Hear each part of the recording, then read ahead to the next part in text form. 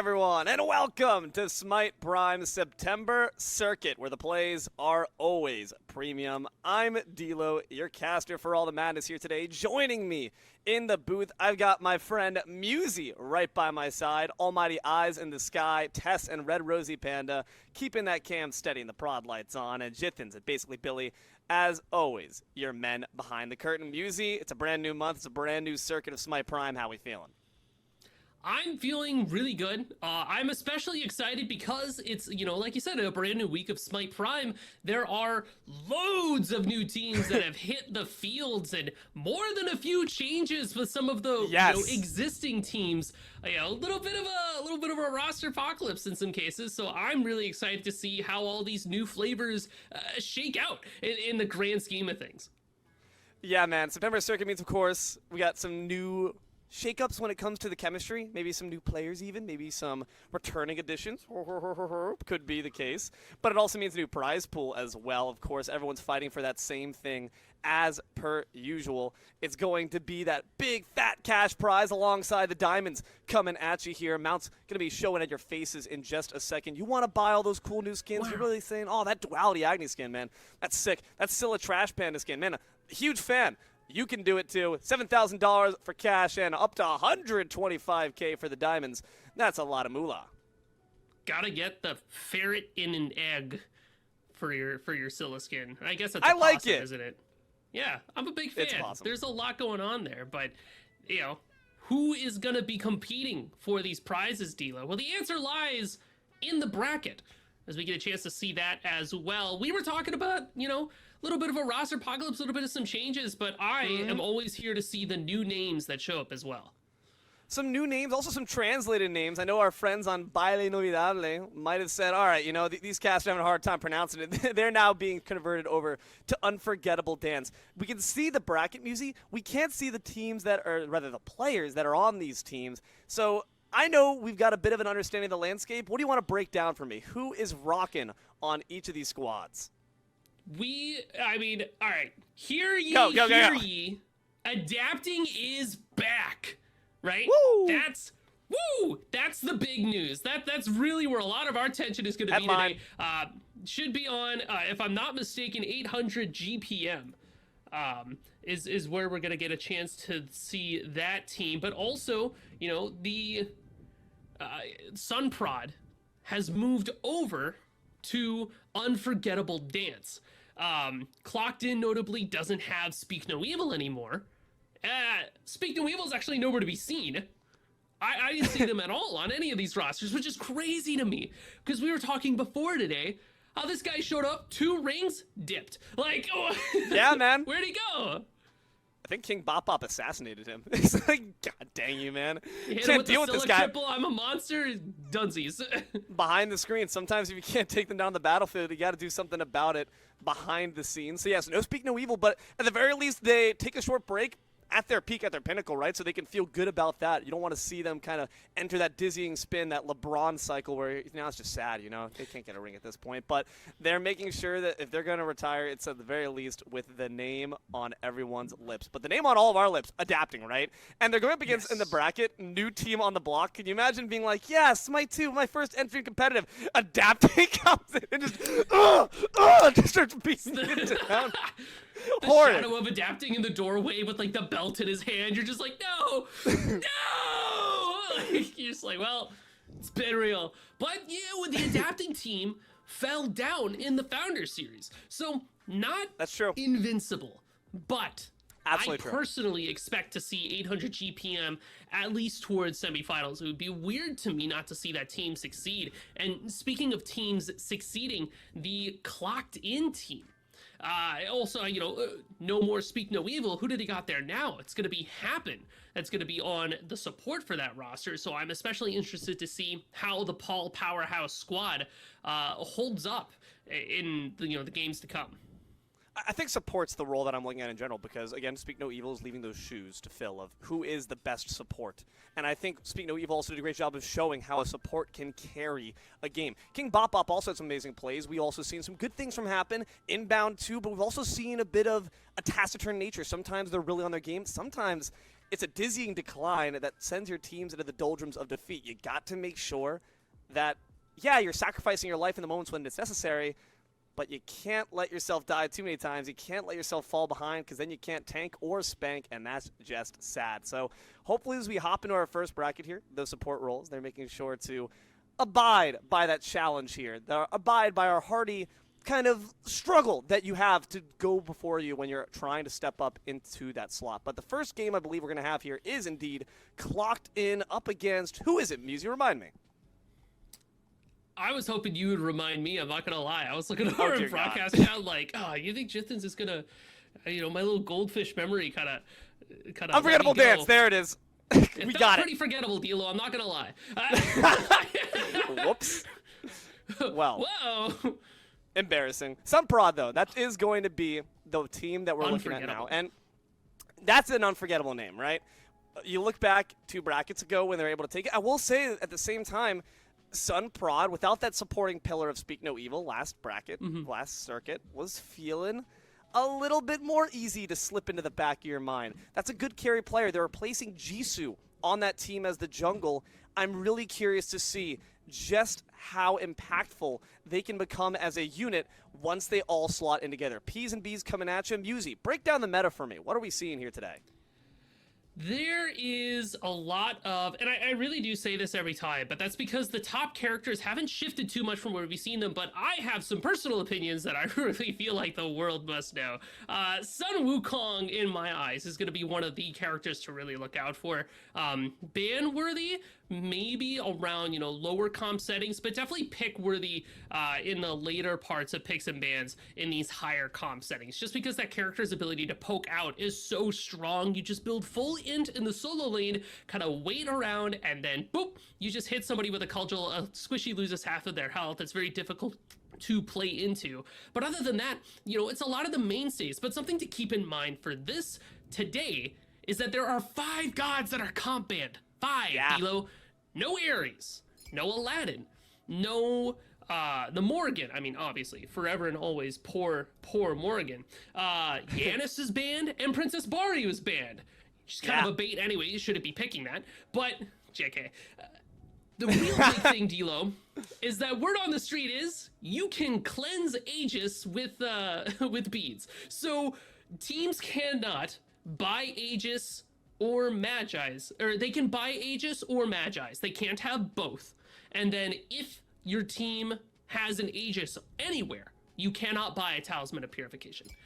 So that is going to be what really dictates a lot of what these picks look like, because characters that have Executes, Sobek, Thanatos are going to be really strong. You can't buy Aegis. Because if you buy Aegis, you can't have Talisman. So it's either, are you going for instant Executes or heavy CC, knowing that they can't really do much about one or the other, right? So as these bans start to filter through, I think it already is kind of reflecting that, just trying to take away a lot of these big CC and big damage abilities.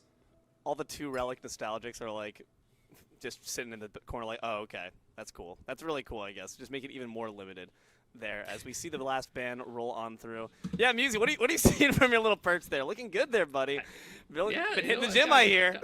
All the world over here. All this space I don't have to share with D'Lo. This is awesome.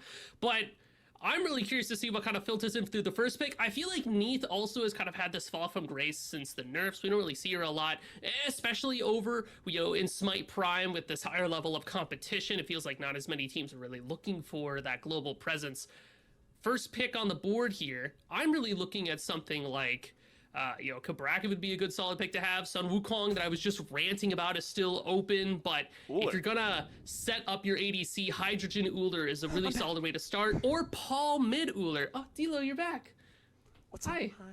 Good day. Wow, I miss you. It's been a while. You've been gone It for a has. minute, but that's kind of what I'm seeing. I've seen Akali available still as well if you want to try to put that in the carry slot. Sun Wukong, though, like you mentioned, also going to be the top threat. Jing Wei is the pick, and this is one we've seen very often rocked by Golden. I don't mind seeing it locked so early in, even though I don't think it was really at risk of being scooped up by Clocked In, just because it's going to be for Golden's pockets. Same time, that might be something that comes back to bite them, because it does leave that Kali open for Clocked In, since I do imagine that Uller probably being rocked by Paul and mid. That is kind of where I'm thinking as well, just because we know Paul likes to lean towards that Uller. But if it's not Uller, Zeus is actually really strong nowadays because of the changes to like the mana builds. Book of Thoth being so powerful means that anything with mana attached to it just becomes strong as well. So I wouldn't be surprised to see that character in Paul's hands. Really quick highlighting too, Hercules, pretty solid pick. Be it solo or jungle, I'm almost half expecting to see this Hercules in the jungle and then a Nemesis in the solo. Except that's Tagveer. So it is going to be Nemesis jungle, isn't it? I mean, I like Hercules in the jungle, but compared to some of the other options, I feel like he's not as strong as, say, a Mordred, a Cabrakan, a Bellona is kind of where my flavor has really been leaning towards, but he still lives forever. So, anti-heal changes is going to be making this Hercules look very strong, but the Agni should help keep him down. Agni in the mid, too, so they're denying the fact that you can use that aspect for Clockton. I like that quite a bit, even though oftentimes people are saying nowadays that Agni is rocking a bit better with that aspect in the carry lane. Now Clockton don't have that option at all. Cabrakan, you mentioned it, we're seeing it now. Unforgettable Dance have secured their front line between a Sun Wound and Cabrakan. Very aggressive, very in your face. Also provides a good amount of stuns to pop that Nemesis bubble when needed.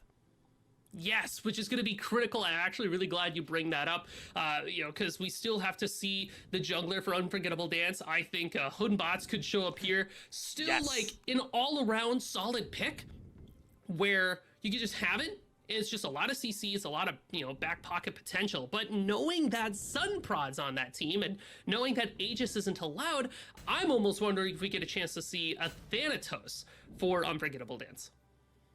Kali and Ganesh are going to be the locks. Now, keep in mind, Ganesh, remove obstacles, can dash past ult walls, but can't break them. So you're leaving your team behind in the dust, but at the very least, you can ensure your support gets out to safety.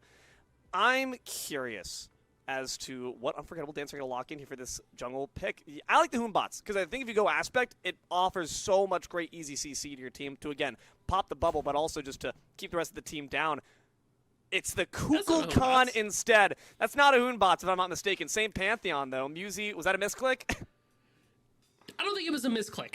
I think okay, good. This kind of recontextualizes a little bit of what we were expecting from this 5-stack here. Cabrakan, Agni, jungle? No, not an Agni jungle. No? So think of Agni and Jingwei. You could see Agni ADC, Jingwei jungle or solo, because I hear me out in the Jingwei solo. The passive is just teleporter, but like better because it's always available to you, right? So that makes it so that she basically misses 0 farm, very handy both in duo and in solo lane. But, we know that Cheerio specifically has been playing things like Kukulkan in solo, so maybe Dishonored took a page out of that book. But I really like full int Wukong solo still. He has a lot of potential from the jungle as well. I'm not gonna lie. This is one of the things where Smite 2 kind of throws a curveball at you that Smite 1 really just couldn't do. Because that could be anything. Oh, not you, sorry. That could be anything. So hopefully we don't have to wait too long to find out. I don't think that's going to be the case. We'll be hopping into game 1 here. Clocked in up against Unforgettable Dance to see who can keep on 2-tapping to the beat they set for themselves. And already, we get a quick look at the picks. Musi is what you were expecting. It's a little different. Jingwei jungle. Okay. And what this character can do is just shotgun somebody and blow them up. And it's interesting to see Sun Prod on it, though, because it's not really what we're used to seeing from him. We're used to seeing more assassin-y type characters, get in, blow you up, and then get out, farm some more. I'll tell you what this Jingwei can do. Anytime a back camp is up, back, and just immediately fly out to it and clear it, super good. Shotgun with the starter. I mean, there's a lot to like there, but you're really relying on Cabrakan and Agni for a lot of your CC. Okay, that does mean Barrow takes the Cuckoo into the mid, and indeed Golden is rocking this Agni aspect. This is going to be such an interesting game, and I'm just also curious about the solo lane matchup too, since we know that Herc is indeed going to be wandering there. It's impossible, I think, in this meta, Musi, to stamp a Sun Wukong, but can you stop the Sun Wukong on that pick? I really do feel like Sun Wukong is kind of this evergreen pick, where at every stage of the game, he's going to be able to do something. Already seeing like a Bluestone picked up means he's probably going to be a little bit more on the tankier side. Bluestone just there for clear, and then he's going to be up there as like a front line for the rest of the team, like with this Cabrakan. So stop him, slow him down. Sure. He feels a little inevitable to me, where you're going to get hit with the big stick and you're just going to have a moment of like, cool, I just took 4 as your damage for no reason. That's insane. Yeah, it's just so much poke to deal with, and if you're building him right, you can output that so quickly and also stay alive for so long, have that essential reset there with Somersault Cloud. It's difficult to deal with. I think if either of these solos starts to get a head full of steam, it could be really, really dangerous. So I'm curious to see how early we start to get their rotations into those greater objective battles. But with quick pause coming out, we're going to have to wait just a bit longer to see. They're really trying to keep us on our razor's edge here, Music. They want us to be anticipatory. Well, and one of the other things that gives us a chance to talk about as well is we did see an Aegis on the left side of the map there in the hands of that Uller. So that means there's no Talisman of Purification available for Clocked In. And this Uller cannot build Magi's. So this does make this Uller a bit of a viable target if you really just want to focus them out with some hard CC. Cabrakan could maybe attempt to close the gap a bit. You also have Agni Stuns you'll be able to throw out on top of Paul there. But looking at some of the CC as a whole from Unforgettable Dance, if it's not Cabrakan or Agni, you don't really have a lot. Sure, Master's Will from Dishonored in the Ox form, you have Aspect, get a little bit of a knock-up going, but all in all, you're kind of lacking. Yeah, we're not going to be seeing Sun Wukong make those rotations for a bit longer anyway. That Jingwei certainly, with that Persistent Gust, going to have a hard time. Karmic, certainly having a hard time right now up against Sun Wukong, figuring out why they first picked it very quickly. Already forced to use that Phantom Shell, and I don't think they're going to give up chase. Cudgel takes 100 damage instead of 400, so at least not the worst case. And now might be the worst case for Sun Wukong. What a great pluck. Instantly evens up the damage there with the tower shot. If there's one thing that Hercules can do, be a level 1 or level 20, they're going to be able to stay alive. You also see the shell there for Karmic. It was able to buy him a bit more time. Without it, he almost would have certainly died. But unfortunately, Dishonored is not able to capitalize on that level difference right away. Paul goes in aggressive there, forces the beads, but the axe hasn't come quite just yet. Instead, it's lurking around Foria, keeping it in pocket for the perfect moment, and will indeed find the pick with it. Persistent Gust, though, says, get off me real quick, and Paul's going to oblige. That's scary. Just the threat of Paul with axe in hand alone is going to force you to drop every relic in pocket. Paul is going to be able to run at Sunprod for a minute, right? Anybody, these hunters, quote unquote, are picks that scale off of items more than anything, and Prod's just not going to be scary until they get some online. Whereas an Uller, really focused on abilities, they're going to have more than you at any given stage of the game because of the stance switching, just means you can run at a Jingwei, and if she doesn't have ult, she especially just can't get away from you. Feels bad already, but at the very least, Cuckoo was able to back them off for a bit more time. Does seem like Jingwei is trying to double dip, though, maybe looking for Paul, recognizing what you said. No beads, no problem. They move in for the gank. Forces out that Aegis. Doesn't even need the CC immunity. Paul just stands there menacingly with axe in hand before leaping back to tower. I mean, no beads, but with that Aegis and not a lot of CC between Jingwei and Kukulkan means that Paul can't just kind of stand there for a second and be like, what are you going to do? Right? I don't think this Uller gets threatened by anything Kukulkan and Jingwei can do unless they really catch him out of position. Or until they have level 5. Once the Spare of the Nine Winds comes online, then the Persistent Gust. Just really a whole hurricane galing down that mid lane.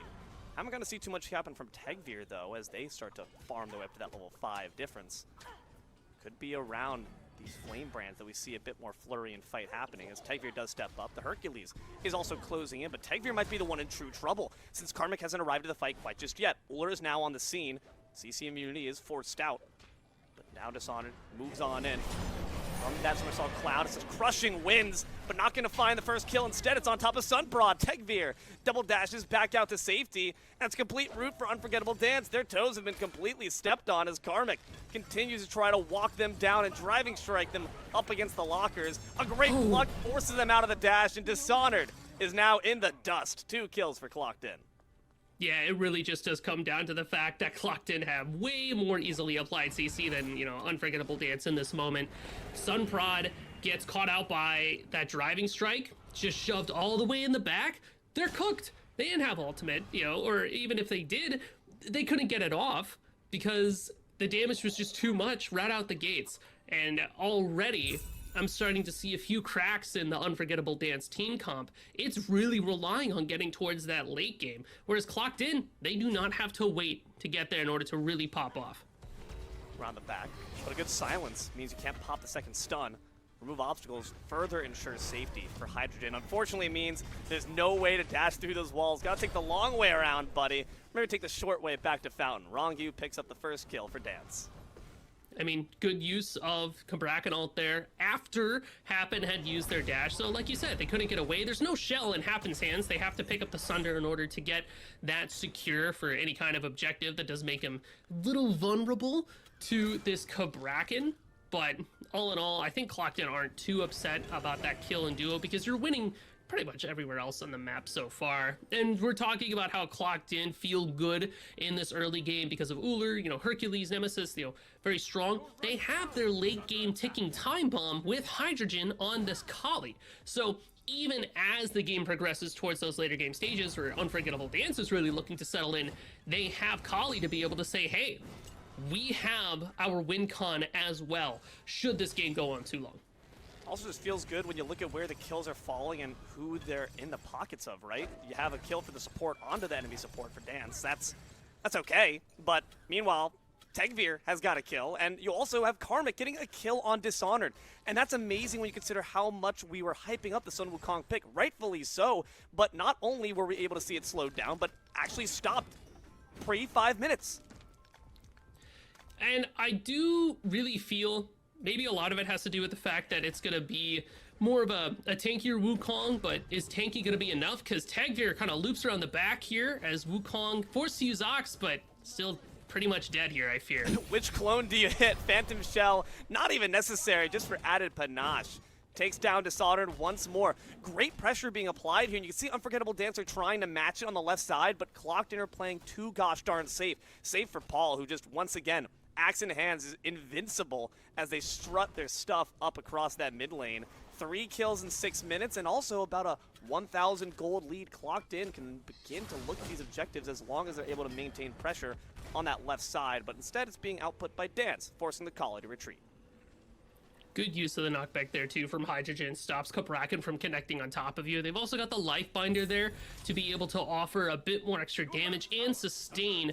That's an interesting pickup to see versus Happen's first item, that, you know, ward machine that they put out there. It's kind of like, okay, what do you value more? Damage in the moment or the ability to know when the rotations are coming?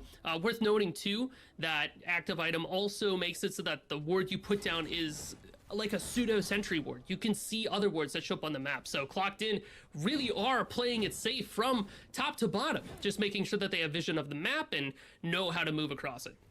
And look how much vision is on that left side. Right side just finally getting its first ward. Dishonored's like, all right, I don't want to see that happen again. That was rough. But left side is where all the sentries, all of the wards being placed. Might not even be enough though, because deep inside the jungle, Rongu slowly getting wound around by Happen. Trying to look for this Queen Naga. Clocked In do, in fact, steal it away. And that's why I'm using that that Sunder that you mentioned earlier. So important for the Ganesh. And you know what's curious? Rongu didn't use Sunder. It's not on cooldown. So Happen was able to just walk up, get that Sunder, and then walk away. Kind of tragic knowing that you had the option in hand, but just didn't get a chance to use it. Maybe we hold on to it so that you can look at a Gold Fury if you can force that. Happen. Might be forced out, but Tegvir is instead the target they go for. But they've got double dash. You got to recognize Rongu. Who's going to be the easier prey? Might not be the giant elephant, though. They are kind of walking tanks as well. Nonetheless, gonna have to settle with not having too much in pocket. A look at the Gold Fury, wistfully, but Unforgettable Dance just don't have any pressure generated to actually pull the objective. They should have the damage though. One of the benefits of this Jingwei jungle is the ability to shred through objectives. Gold Furies, Pyromancers, Sunfront should be able to all but solo them towards the end of the game. But they just haven't really had the chance. Clocked In have been able to manage the space around this left side, be it with vision or just raw presence walking up and finding the aggression when needed. I feel like we've seen now 2 successful ganks, like real ganks from Tegvir, whereas from Sunprod it's mostly just been kind of walking up at Paul in the mid lane. Who do you want to see a genuine gank on top of if you're on the team of Unforgettable Dance? I think walking up on top of and going for it is a perfect way to describe that, because Dilo, how is the Jingwei gonna gank anybody? Right? How That's are you starting a persistent fight? gust. Persistent gust? Okay, I'm gonna get knocked up and then leave. Like, what? I'm Yeah. out. It's one of the weaknesses of the character. You're looking at wrong you to start a fight. You need those stuns. He said wrong, he's the one eating them. Great axe poke. Paul just on this pick is so peerless that maybe that's what needs to be a top ban up against Clockton. They need to recognize that this is his new fixation, right? Paul loves to just get fixated on one random character that no one else thinks to play in mid, and then he runs it for like 2 circuits, and then it just fades in obscurity because Paul decided he doesn't want to play with it anymore. I'm done playing with you. Although, you know, one of the things you have to be careful about that is, how are you gonna ban out Paul? Like, dude. He's peerless on a lot of things, I wonder. So it's kind of tough for any team going up against this player to be like, well, he looks really good in this Uller. Let's ban out Uller. Okay, cool. I've also been playing Zeus, and you're like, man, I hate this guy. What is this? It's a rotation from Hercules to the left lane. Yeah, they have all that pressure generated, but it's some good pathing by Dance that might keep them safe. Driving strikes off the mark. Only going to be able to pluck away 2 minions. Gold Those Fury? archers certainly had a scary case. No, they're instead just going to call for a full retreat. That could have been the option, but Sun Wukong is making the late teleport on over. So now it could be danger on the other foot. Clocked in. Have got to be aware. It does seem they are, since that Kali's hugging that tower line, and Ganesh retreats to the jungle. Even as Clocked In reset, that could have been a moment for Unforgettable Dance to just jump on top of that gold, but Sunprod's not in position. Dishonored's a little bit late on the rotation. Honestly, I would have liked to see the Wukong just stay in lane, try to get some extra farm out, just keep vision on that Gold Fury, save that side teleporter for when you know that Clocked In's gonna go for it. Unfortunate that we don't really see either team take advantage, but instead, Sunprod. That's something we didn't get to talk too much about, right? When Karmic makes these rotations in with the knockup, same with Happen off the remove obstacles, Jingwei can very easily dash back out to safety. It's one of the cool counterplays that Jingwei's able to offer to completely turn off just a section of CC and say, hey, I'm not worried about this. But I do feel that, like, as you get the first dash, Clocked In has a lot of chase options between, you know, Tagveer, even Happen or Paul should be able to close the distance pretty quickly. Luckily, Sunprod should have like an ultimate should that happen, but even then, as safe as this Jingwei can be, if Clocked In has enough aggression, they just chase after her and kill her anyways. About 12 minutes in, 3-1 still reads the scoreboard, but a 4,000 gold lead for Clocked In without any major objectives even taken down. But this is what I say, another Queen Naga will go their way. Damage though, going There the it way is. of Unforgettable Dance. What a great stun from Rongyu into the Spirit of the Nine Winds. Musi, it's just like you said, the Kabrakan's got to get it going, and now Dance have got this Gold Fury potentially going in their pockets. Happen, takes a quick look, says, I didn't see anything, guys. I'm going to exit stage left. But yeah, no, that's what I was saying. Like, you can't expect setup from Sunprod. If Rongyu gets a stun, though, somebody gets boomed, right? And what you can expect from Sunprod is the ability to shred out Gold Fury. So that's why you only needed 2 people on top of that objective. 2 people on top of Hydrogen as we chase after them, and they're deleted. Remember, Kali with the aspect can't go invincible. That's so good. I really wanted to see pressure put on this left side, right? That ticking time bomb. Let's try to defuse it, right? Cut the green wire. And in this case, they cut the head clean off of the God of Destruction and also might be able to cut down that tier 1 on the left side. Paul's trying to respond with a bit of pressure of their own. But it's Smite 2, baby. They got a dash, so Kukulkan able to get right back to safety. Pyromancer is an awfully plucky play. One that I'm not sure if Clocked In have got enough resources to make. A Sunder in pocket for both of these supports. And Kabrakan is on the front lines. Jingwei rejoins quite quickly. Hercules and Sun Wukong are on the way. But the front lines is going to be Paul instead. Taken down by the CC chain and Sunprod. A great pluck in a boulder as well, but it's Rongyu who's dead next. Pyromancer is still up for the claim, but Sun Wukong struts forward in top of the Somersault Cloud. Happen takes a quick wind sprite back to safety, only to double back. Does not matter. That cudgel's awfully long, and it's going to be a long time before you're back alive. Happen is the next one to fall. Jingwei trying to escape off the back of the winds, but this time the gust might not be in your favor. A last stand put up, but suddenly they will be the last body to fall. Killing spree for Tagveer, and overall, not too shabby a fight from either team. It's 2 for 2, but what's really important is that Clocked In dropped that Pyromancer. Nobody was able to pick that up after the fact. It could have been a lot worse for Clocked In, but there was a really good silence from Happen. You'll notice Rongyu still has their ultimate up. They started the animation, but weren't able to finish it. That denies this Kabrakan ult. It means that Clocked In were able to kind of filter out from that scenario. But again, let's think about how that fight started, D'Lo. Wrong you gets a stun, somebody dies. That is something to really keep an eye out for. And something that I've noticed too is, you know, the Wukong build, it's not full int, but you do have this Glad Shield contagion pickup. And a character like Wukong, especially with the aspect being able to Ox you and then Masters of Wills you with the Ox form, a couple of knockups, you're able to get a lot of damage from that item pretty quickly. So I kind of like the cook here from Dishonored. It is going to be a little bit more brawly as opposed to pokey, but I think we also saw too, you still have a lot of damage on that cudgel. Another potential support standoff there on the Pyro. So you really want to try this one again? I also think the issue was Paul's positioning. Standing at the top of the Pyro pit was very audacious, and you're going to get instantly collapsed on once flanking members join the fray. That's exactly what happened. 15 minutes now, it's 5-5, and it's been completely even across the board. Unforgettable Dance with that one fight and Gold Fury before are able to completely equalize the playing field, and like you said, Musi, they're looking to scale, so this is awfully scary. Well, if you look at like the levels across the board here, you can see why the gold is the way that it is. A lot of the reason why Clocked In is so close to Forgettable Dance is this Hercules, who, if you look at the minimap there, getting completely surrounded there, that's a little scary. Maybe we try to find Happen instead. Does manage to knock off that Magi's cloak they have wrapped around their waist, thanks to that persistent gust. A silence and a dash back to safety. Going to ensure that no one goes down quite just yet. Takes 3 sips from that chalice. Dude is feeling awfully thirsty, but Dance are hungry for this Pyro. It's going to go down uncontested. They have the objective damage because of Jingwei. Like, over and over and over again. If you see them shred it, that's why. You also have Golden on this Agni pick. You have Sunbeam, Audibo.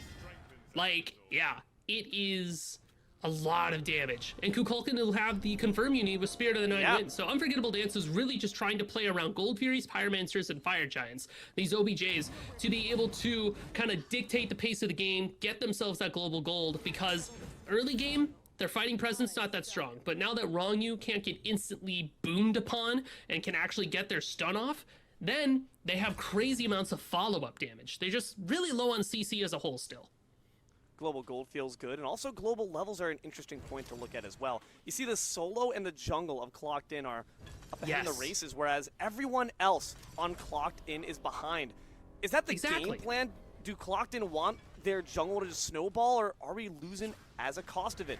Well, right now we might be losing this fight on the right side. Sun Wukong barely able to get inside the clouds and can leap past the doors if they need to find safety. Hydrogen gives up on the fray, leaves it up to Paul instead. Whereas a Gold Fury on the left side gets picked up by Unforgettable Dance that entire time. You're paying too much attention to Sun Wu, not enough on the objective. When you're not building Sun Wukong as full damage, bye Happen. When you're not building Sun Wukong as full damage, what you do have is a character that can live for a long time. You know, what Dishonored is able to do is harass you and be very annoying, because you have the bird form, ox form, somersault cloud, and then I'm gonna, you know, dash away, I'm up in the sky, I'm dashing away again, I have regrow striders, so I'm gonna be living when I get a little bit of extra movement speed, I'm healing some extra health on top, I'm, you know, getting movement speed when I heal inside the clouds. You can pop into the cloud, leave right away, and then just Newmon out of there. He's irritating to deal with. It's okay if Dishonored is behind. His role is distraction and light CC. He's going to be able to execute that super well with this build. So far, man, it's starting to look awfully scary in terms of this vision they set out for themselves to just hold on, dig in your heels. Those first 3 kills, they don't matter. They're just numbers on a board, ones and zeros, but we can start to connect the dots and make things happen. Now in the mid lane, could be Paul trying to make a 1v1 go up against Baron Airy. And honestly, in those scenarios, you're feeling awfully good. But now everything's starting to coalesce. We're starting to get cohesive. What does a good team fight look like from Clocked In? Clocked In has a lot of shred and a lot of setup CC that's super easy to set up, right? A Karmic can get a Pluck Driving Strike. Paul can find an Axe. Happen can either set up something with their dash or a silence to shut down somebody, give an opportunity for somebody else to follow up. They're really just looking for either Karmic to soak up some damage and maybe pull some beads, and then just have Happen roll in there with Paul and Tegvir to be able to scoop up a couple of picks. I am a big fan of the fact that Karmic's deathless. I think that lends to like the myth, the legend that is the Hercules, where you remember the last few metas where he really just has been such a raid boss to take down. And your Sun Wukong's going to become that as well, but having that slash line genuinely, I think, adds a bit to the mythos, the grandiosity that lends to the fear that Karmic might inspire. And that's, again, why you see Unforgettable Dance. All 4 members on that right side know the driving strike's down, so they might be trying to look for the kill right after. Don't need setup if you're just going to put yourself on a platter. But Karmic is able to get back to tower safely, puts the boulder right on top of Prod. It might not be enough. A Phantom Shell, a driving strike back to safety. No stun from the Rain of Fire means Karmic, once again, able to survive. You have Spirit Robe plus Mitigate Wounds. Karmic isn't going to die until we get some penetration online. If you want to know who gets to kill this Hercules, it's Golden or Bayonary. That's it. Maybe Sunprod. But Sunprod's got no pen, and Unforgettable Dance are going to go for this Pyro. Yeah, Clocked In got no chance of securing it unless you can find it off the back. Yes, Sunprod is going to be able to want to steal it away for Dance instead. It was a good attempt from Happen to put up the pillars, but again, just too audacious. Clocked In are starting to see their nerves fray a little bit, are starting to enter panic, and at a certain point, Karmic's level lead is not going to be enough to close that gap. If Clocked In wanted that Pyromancer, you have to trust Karmic to not die or sack him.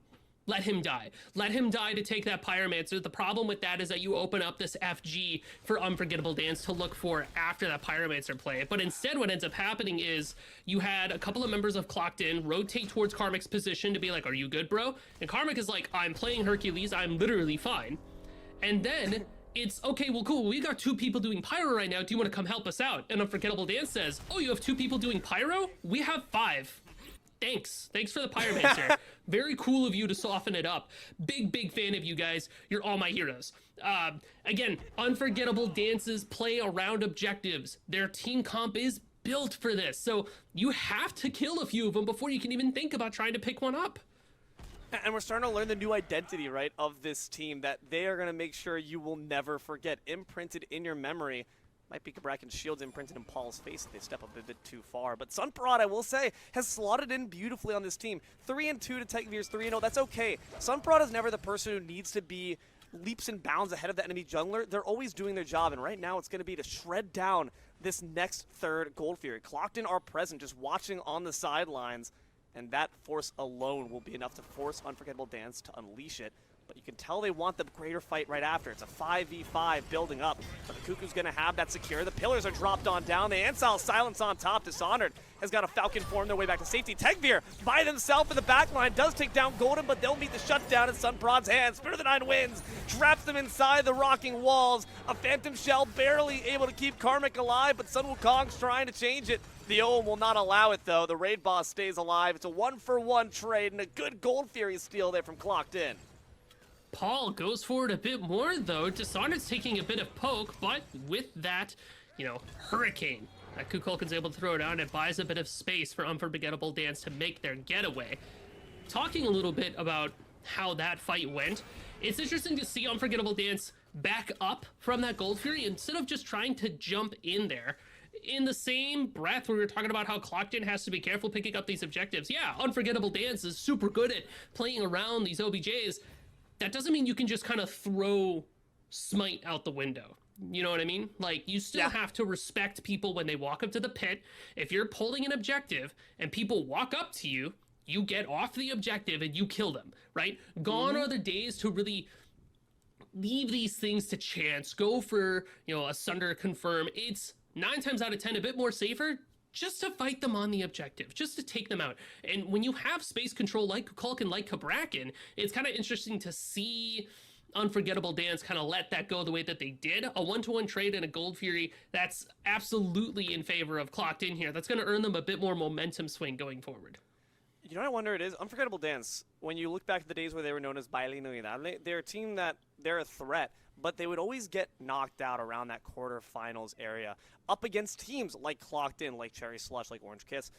I wonder if that's the mental history repeating itself, that they are locking themselves into this role where they don't think they can, so they won't. And sometimes that history can repeat itself, but only because you're making a self-fulfilling prophecy. You need to have that confidence that, yeah, we can fight in this objective, around this objective, and we can take it and also take your lives. Spirit of the Nine Winds was used on top of Karmic, couldn't even get the kill instead of securing the objective, and then it goes to Clocked In. That just feels rough, and it's also going to equalize that gold lead completely. Well, you have to think, too, how much are we pouring into this Hercules? Spirit of the Nine Winds, we're slamming down the Cabrakan. There's a whole bunch of CC coming down on top of this Herc. They have Spirit Robe, they have Genji's Guard. Anytime this Cabrakan tries to interact with Hercules, they're healing and their cooldowns are getting reduced, which means he's going to pop mitigate wounds again, which means he's going to heal more. It's a team effort to burn this Herc, but sometimes I almost wonder if it's not worth it. Like, look for somebody else. Let Karmic do what he does, just ignore him. Maybe look for Paul, who's looking around this Pyromancer. No Hail of Veil is available. Wrong You is going to secure it there for Dance. Makes 3 Pyromancers for that team. They're doing at least well on that objective. Might be doing well. Take down the Hercules as well if they can wrap around him, but Karmic is going to remain safe for now. So at the very least, Unforgettable Dance with that, 23 minutes in. Still boast about a 1,000 gold lead. 1 kill as well, but there really has not been a full committal fight. There's not been 7 bodies strewn on the battlefield at this moment. When does that happen? When do we get to see this balloon of tension pop? I really do feel it's going to be, it might be right now actually, because you see Unforgettable Dance kind of walk up, maybe looking for Paul or Happen, but they're going to take a couple of steps back. Still a little bit nerve-wracking. If it's not here, D'Lo, it's going to be around that Fire Giant pit, or if somebody really tries to make a push on these towers. Notably, you know, Unforgettable Dance have managed to hold on to their tier 1s, so they can actually don't have to hard commit to a fight. They can play the give and take game, the poke game, because they can just TP right back to lane. Also means once an Ancient Fury comes up, won't be as relevant in terms of threatening bigger structures. It's really interesting to look at the solo lane, though, and look at the slash lines, the damage, top of the player damage charts, by the way. Karmic, congratulations. We talked at the beginning, we said Sun Wukong running this meta. Why did Karmic completely throw a wrench in that? What about this player, what about this pick has completely stymied what's one of the most threatening gods in the game? Karmic has a tendency to be like a big dog in a room. And what I mean by that is if you put them on a pick that is like tough to kill, forces you to look at them, like really just draws your attention, Karmic's going to be on that. You know, be it Hercules, Mordred, Chalk, like they are looking to play the sustain game, and what that does is buy a lot of time for Paul and Hydrogen to play their game. As we start to wait around this corner, maybe see if we can make Unforgettable Dance walk into something that they will not soon forget. But it doesn't look like anybody's going to take the bait quite yet, but Karmic is just there to be the guy. Now, Hercules is great at being the guy. Pop a lot of mitigate wounds, and if there's some CC but not a lot of CC on the enemy team, Spirit Robe becomes very, very good, and you can just kind of live through whatever happens. I want Paul to make sure they're living through whatever happens, because they're always the first one on the front lines. Good boulder. Pluck will find the mark top of the Cuckoo, brings him inside the pillars. Spirit of the Nine Winds, only going to be doing a small divot in Karmic's health bar. A lot of flash, a lot of filler, a lot of empty diamonds, but no bodies, no deaths. Clocked In instead say, that's just fine with us. We'll look at this Ancient. Then Karmic's going to heal to full because he's got regrow Striders, Robe, mitigate wounds. He's G chilling, right? But while Hydrogen and Karmic are going to take this Gold Fury, Pyromancer's going to be up around the horizon. I feel like Unforgettable Dance can play around that objective. If you know that there's only 3 people over there, maybe take a look at FG. Seems it's going to be the case. Happen does have that Sunder in pocket, but no pillars to back you up. Hercules making the rotation over, recognizing how dire the scenario is. 3,000 health left. Tegavir goes in and finds the steal for Clocked In. Dagger will go to Unforgettable Dance, but that nonetheless is only a consolation prize. The Ancient Fury secured as well. Hydrogen didn't need to do anything but say, good job, team. Pyromancer, the first one, go in Clocked In's pockets. All 5 of them are fired up. When you see somebody show up on the objective that you're trying to burn, especially if you have the numbers advantage, you can just jump on them. You can just kill them. Dishonored walks up, hits a couple with Master's Will, but that's not nearly enough. If the call was to completely disengage and look for a few picks, sure, maybe you don't get the FG, but you can start to set up things like tower pushes after the fact. While Unforgettable Dance does have solid confirm, If we don't use it, what's the point? Tagir Yeah. doesn't have Sunder. They walked up, it was like a slice and dice. That's it. Letting these types of small moments go. It's not a small moment, that's FG, but it's a small mistake of, we just didn't have the confirm here. You didn't have the confirm for that Ancient Gold Fury either. It's gonna start to eat away at your mental. You gotta try to lock back in. Now you have to wait out this Fire Giant. Now you have to try to hold on for a little bit longer until you can get the next FG. But like you pointed out before, the Ancient Gold Fury isn't gonna be as effective for Clocked In because there were still a couple of tier 1 towers sticking around. If you look at the map, there's actually only 2 that are affected, the mid and the solo lane. Tier 2 on the right side. Another consolation prize going Unforgettable Dance to try to get some global gold. And again, they're avoiding right now. This is an avoidant fight right now, but you might not be able to avoid the big bad boulder coming your way. The pluck off the mark, and now could be trouble instead for Karmic. What a massive heal, though. Where did that even come from? Dude got a med pack out of nowhere. Paul could be the one in danger instead, but a leap alongside that Aegis is able to keep them safe. Tier 2 in the mid will go down. Another bloodless fight. Musi, we were saying that it was going to happen around the FG. It's still not the case. They're really making us wait for the bodies to drop. Sunprod has Titan's Bane online. So now this Jingwei can kill the Hercules. Unfortunately, Pendulum Blade plus Mitigate Wounds. Oh my god, that was insane. I was like, oh, here it comes. Here comes the death for Karmic. And Karmic looks directly into the camera office style and says, does he know? Like, it is kind of ridiculous. I do feel like I'm eating my words a little bit here when I see this Hercules pop up and I'm like, it's just a Hercules. No, it's Karmic's Hercules. That's terrifying. Look at that health bar. See how many tiny green bars are on that thing? Oh my god. It's got like 1 million health. Like a yardstick real number, there, man. I don't even believe it. I think Karmic's making up new numbers to add to the health bar. He's like, yeah, I've got 5 quadrillions. Like, that sounds legit. Tegveer up on the front lines alongside Happen. This could be a dangerous case. The rest of the team needs to be there to back you up, and indeed they'll oblige the command to battle. Right side, tier 2. The last tier 2 left standing will indeed be knocked down. 6,000 gold lead here for Clocked In at this point. Just robbing all the structures. The fact that they are all available is actually quite the boon in the sense that it's a lot of easily available gold at a low risk, high reward cost. Now they can strip the jungle, back onto base, and get all those fat items. Pyromancer's up. Gold Free's gonna be up soon. Unforgettable Dance had control of that mid game, but they weren't able to really do anything with it. Losing that Fire Giant, I think, is just such a crazy momentum shift for them. So how do you earn that pace back? How are you bringing it back to your level? Honestly, if we can find a way, somehow, somewhere, I said ignore Karmic before. I think now there's a mental, leash attached to Karmic. There is significance behind that life. If you can take that life, you can kill that player. It deals a blow to Clocked In that kind of shakes him and goes, whoa, we just lost Karmic. That's kind of crazy. That's kind of scary. If not Karmic, maybe Tegveer. I mean, they're the ones with all the kills. This 6 to 7 game, Tegveer's got 4. So take away the guy that's getting all the last hits. Or take away the people that are doing all the damage. Paul's right behind Karmic. There are people that you can focus out. You have the team to be able to do it.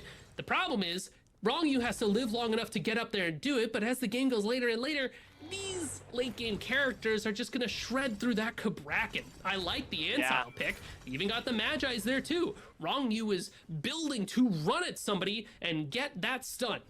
Unfortunately, I'm pretty sure he dies in the progress. And then Unforgettable Dance is kind of like, well, that's a frontliner down. That's no bueno. Dude. Suddenly, Bayaneri and Golden just get run at. 3 Magi's cloaks here. We are nice and warm in preparation for the fall. No CC will land on my head.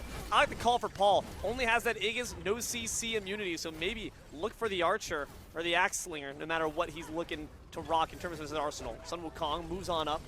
Gets a whisk right on in. Wrong-U takes on it with the Purification Bead, though, moves up to the sky. That Spirit of the Nine wins off the mark, but the slam down is so accurate. Takes down the backline with a double. Baronary blows up Tegveer. Happen is dead as well. Karmic, the sole survivor, and Sunprod is the sole sacrifice. Karmic, though, trying to bait them in. They say, we don't want the objective, damn it. We want you. Karmic says, come and get it. all empowered, all embiggened. They're going to move down to this right side. Phoenix might even try to take the game, but you have Karmic still alive, and that life has significance. And Brightbird does as well. It's taken down quickly, but Wrongu is awfully low. It's a good pluck. Forces that Bees just a bit late to immune the potential driving strike that was coming on after. Unforgettable Dance, not sure if they want to tempt fate. It's a best of one. This might be the time to stake your claim on the Titan. They'll move in, but Karmic's still alive. Not for long. That Phantom Shell's whittled down into a pace. Baronary on the killing spree finds the deicide. Unforgettable Dance are going to make sure this is a night you remember. They take the game.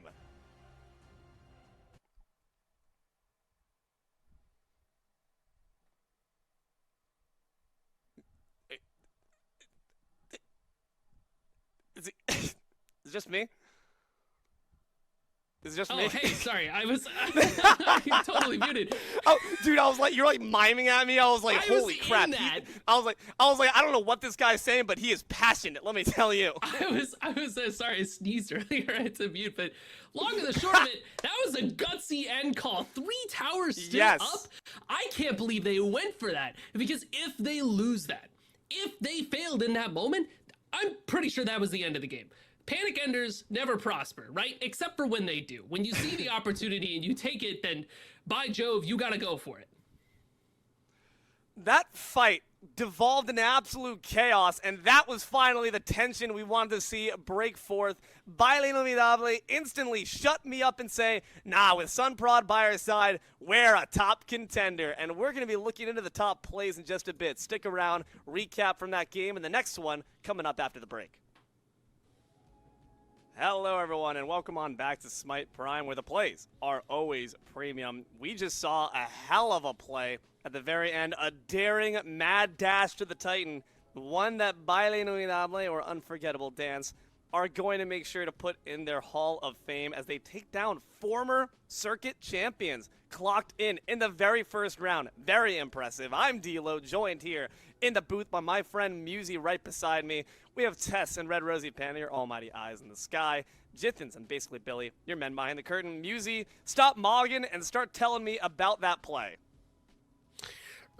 Actually, Jingwei Jungle's pretty goated when you think about it. Okay. Well, here's the thing. It's like we were talking about before, where Unforgettable Dance is really just looking to get towards that late game, and they were able to get there. Once you get penetration online for Sunprod and Golden, this Hercules becomes somebody who is killable, or if you're able to kill the team around a Hercules, then what can one man do against, 4 gods? Sure, you sacrifice Sunprod to the Nike in the sky so you can have your W, but all in all, not a bad trade to make. And they finally just kind of went for it. When you see people grouped up on an objective, just jump on them and kill them. Works every time that it works. And for Unforgettable Dance, it gets them the game. A very gutsy end to go for the end of the game. If they lost that fight against Herc, they would have lost in return. But they come out the victors and clocked in. D-Lo clocked in is knocked out round 1. The winners of the last Prime don't get to play for the rest of today. Musi, it's starting to become a pattern that whatever team wins the last circuit with Speak No Evil on their team, the moment Speak No Evil says, nah, I think I'm good off that, they fall into despair. And again, there's just such an interesting shadow being cast over our Smite Prime September circuit by a player who's literally not even in there. Not to say Happen didn't do their job. They had some great plays. That Sundar on the Naga was really funny. They also had some really solid pillars to lock in those more vulnerable members. I'm thinking about the Kukulkans of the world that also allowed for some good kills. But the advice that you mentioned earlier about just kill everyone around Karmic, ignore Karmic, and you still can win the game was indeed the call to make, and Dance continue to boogie on to the next round of the bracket. Speaking of, let's take a look at the grander landscape, see what we got going on. Coming up next will be our friends Strength of Wood versus Smite 2 Bad Boys, but I want to see how everyone's been doing. Musi, take a look across the board. Any shakeups that are catching your eye?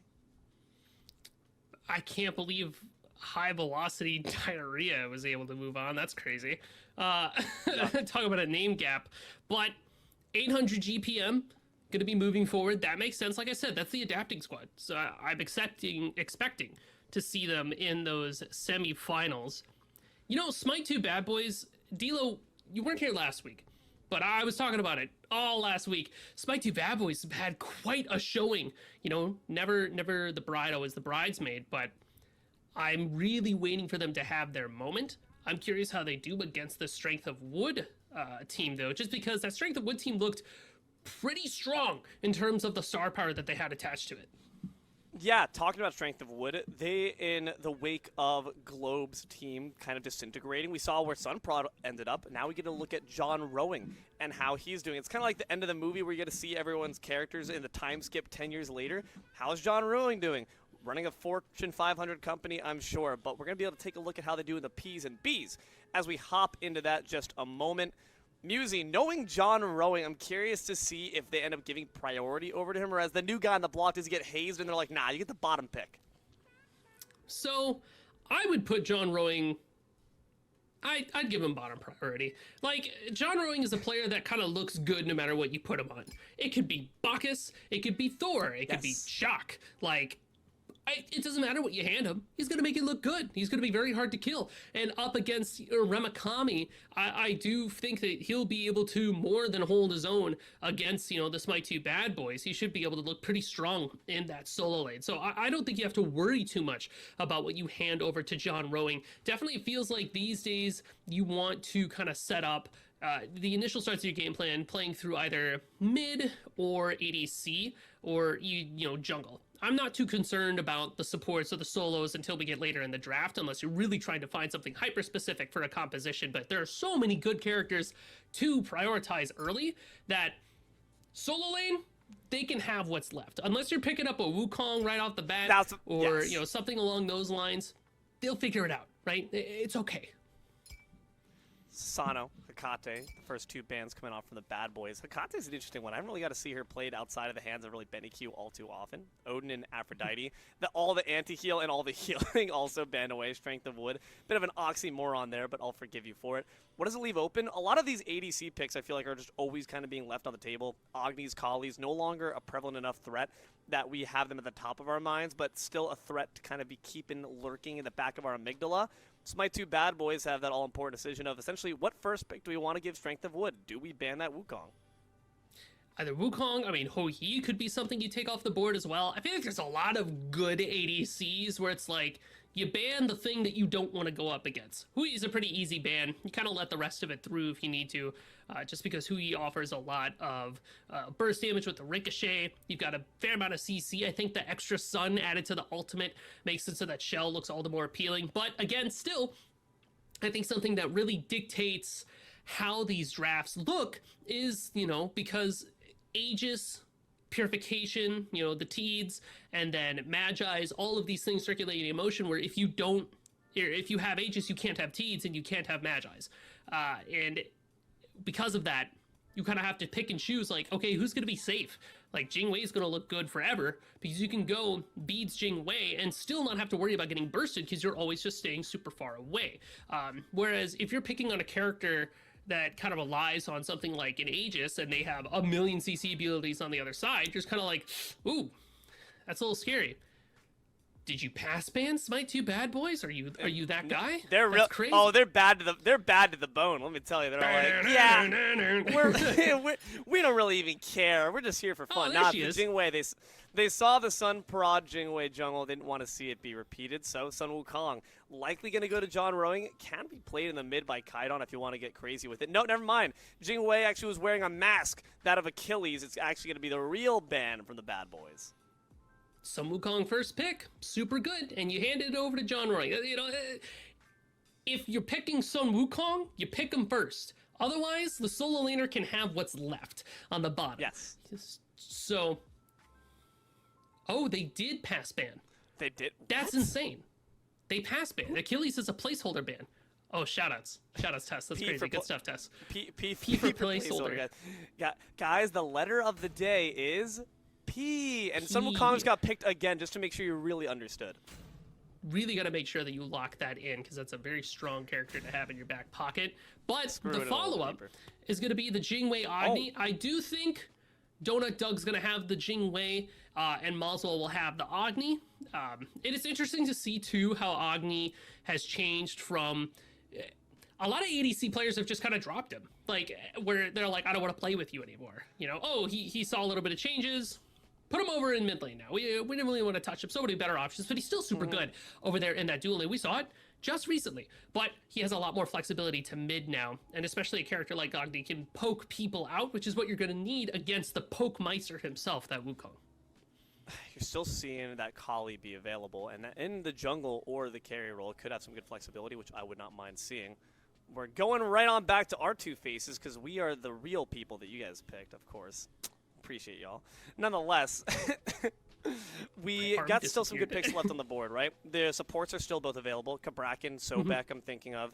And in fact, with a lot of those healing supports being banned away, Emoja, Aphrodite, Baron's still on the table, but I don't really think he's seen much favorability. So where do you expect all of the supports to be kind of ebbing and flowing today in terms of the picks?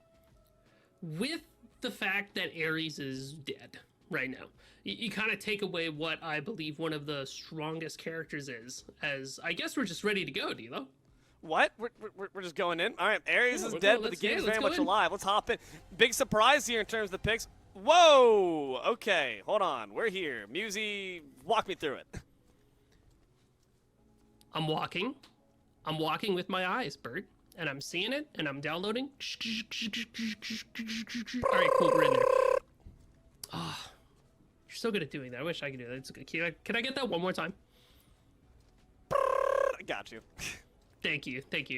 That's goated. All right, that bought just enough time for me to be able to take a look at these picks. Aurora with the Scylla support along there. Like I said, Maswal mid with the Agni. Twig's going to be on this Thanatos, and Remikami with the Nemesis solo. So there's a lot of ranged CC for Smite 2 bad boys between Maswal and Aurora. That cripple's going to be really nice. It's a cripple attached to a root. So that is super good at shutting down the Sun Wukong. Maybe even stopping a Sobek pluck as it starts to run at you. But there is a lot of just fight, aggression from Strength of Wood. You have Pluck, you have Wukong that just kind of oxes in your face and goes, hey, what's up, bro? And then NMR on this, Thor is going to be able to do quite a bit there too. John Rowing steals away a blue buff from Remikami. Shoutouts to Sunder. The blue buff changes, by the way, D'Lo, they're super, super weak. Right? You can just walk up and do that now. So you have to be all the more careful of just invades that can come out at a moment's notice. Yeah, the Goat Wizards are just a bit more fragile this patch around, which does allow John Rowing that liability to just kind of walk up, take it away. And we saw Sun Wukong solo kind of get humbled last game around. I'm curious to see that'll be the case here with John Rowing rocking that aspect, which does again mean Remikami can have a hard time keeping that bubble nice and upright. Also worth noting, though, on the Smite 2 Bad Boys side, Thanatos is not a pick that I've seen for quite some time. What does he offer the squad? He offers an execute against a team that can't buy Aegis because they have to respect the CC that Smite 2 Bad Boys have. So that is kind of where the Thanatos is going to be able to shine and be able to slam down on top of that with that hovering death. Luckily, Strength of Wood should have a fair amount of mobility, maybe to stay away from Twig, but if he's able to get that ball rolling, it's going to be really hard to stop the Thana. That was really good to secure the Oracles there by NMR, using the Rift to ensure the stun and using that double tap to finish the job. I'm curious to see between the double dunk, one on each side, who ends up using that semi-global ultimate a bit better.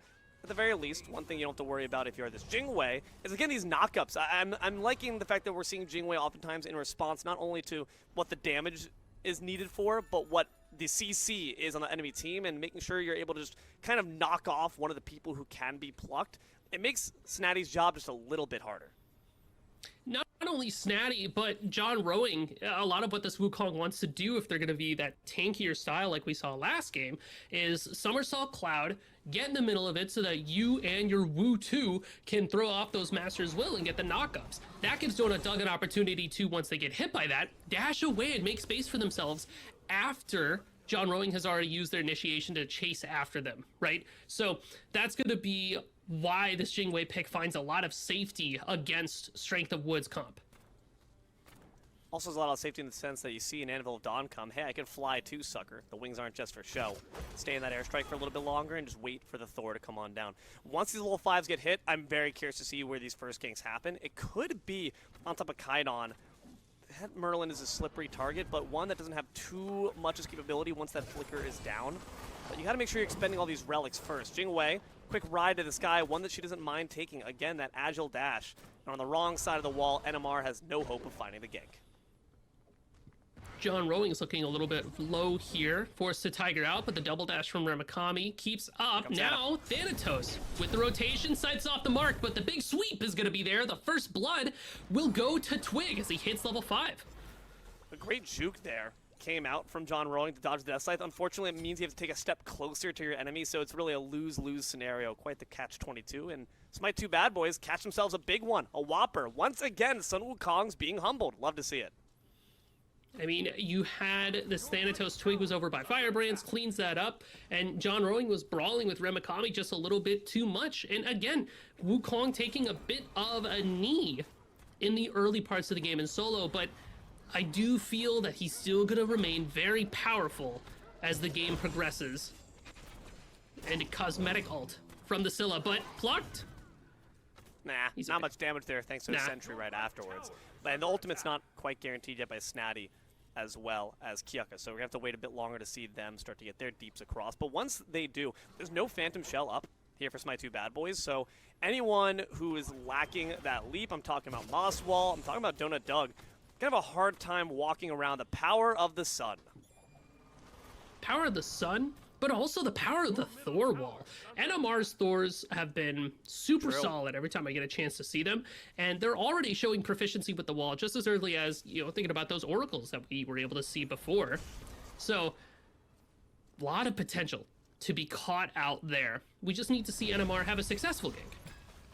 Well, seeing one here in the mid lane, but John Rowing eats that scythe, and that actually might want to make them turn back far enough. In fact, I feel like Twig could have stuck it around a little bit longer, tried to achieve that threshold.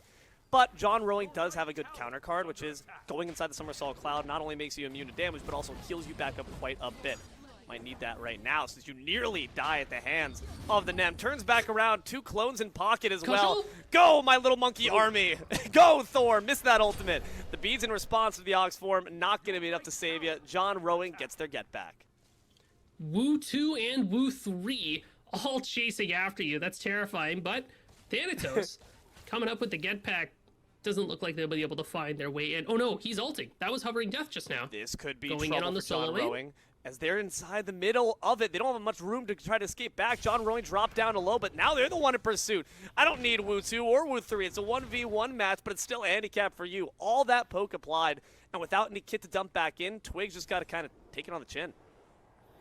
That's tough to see.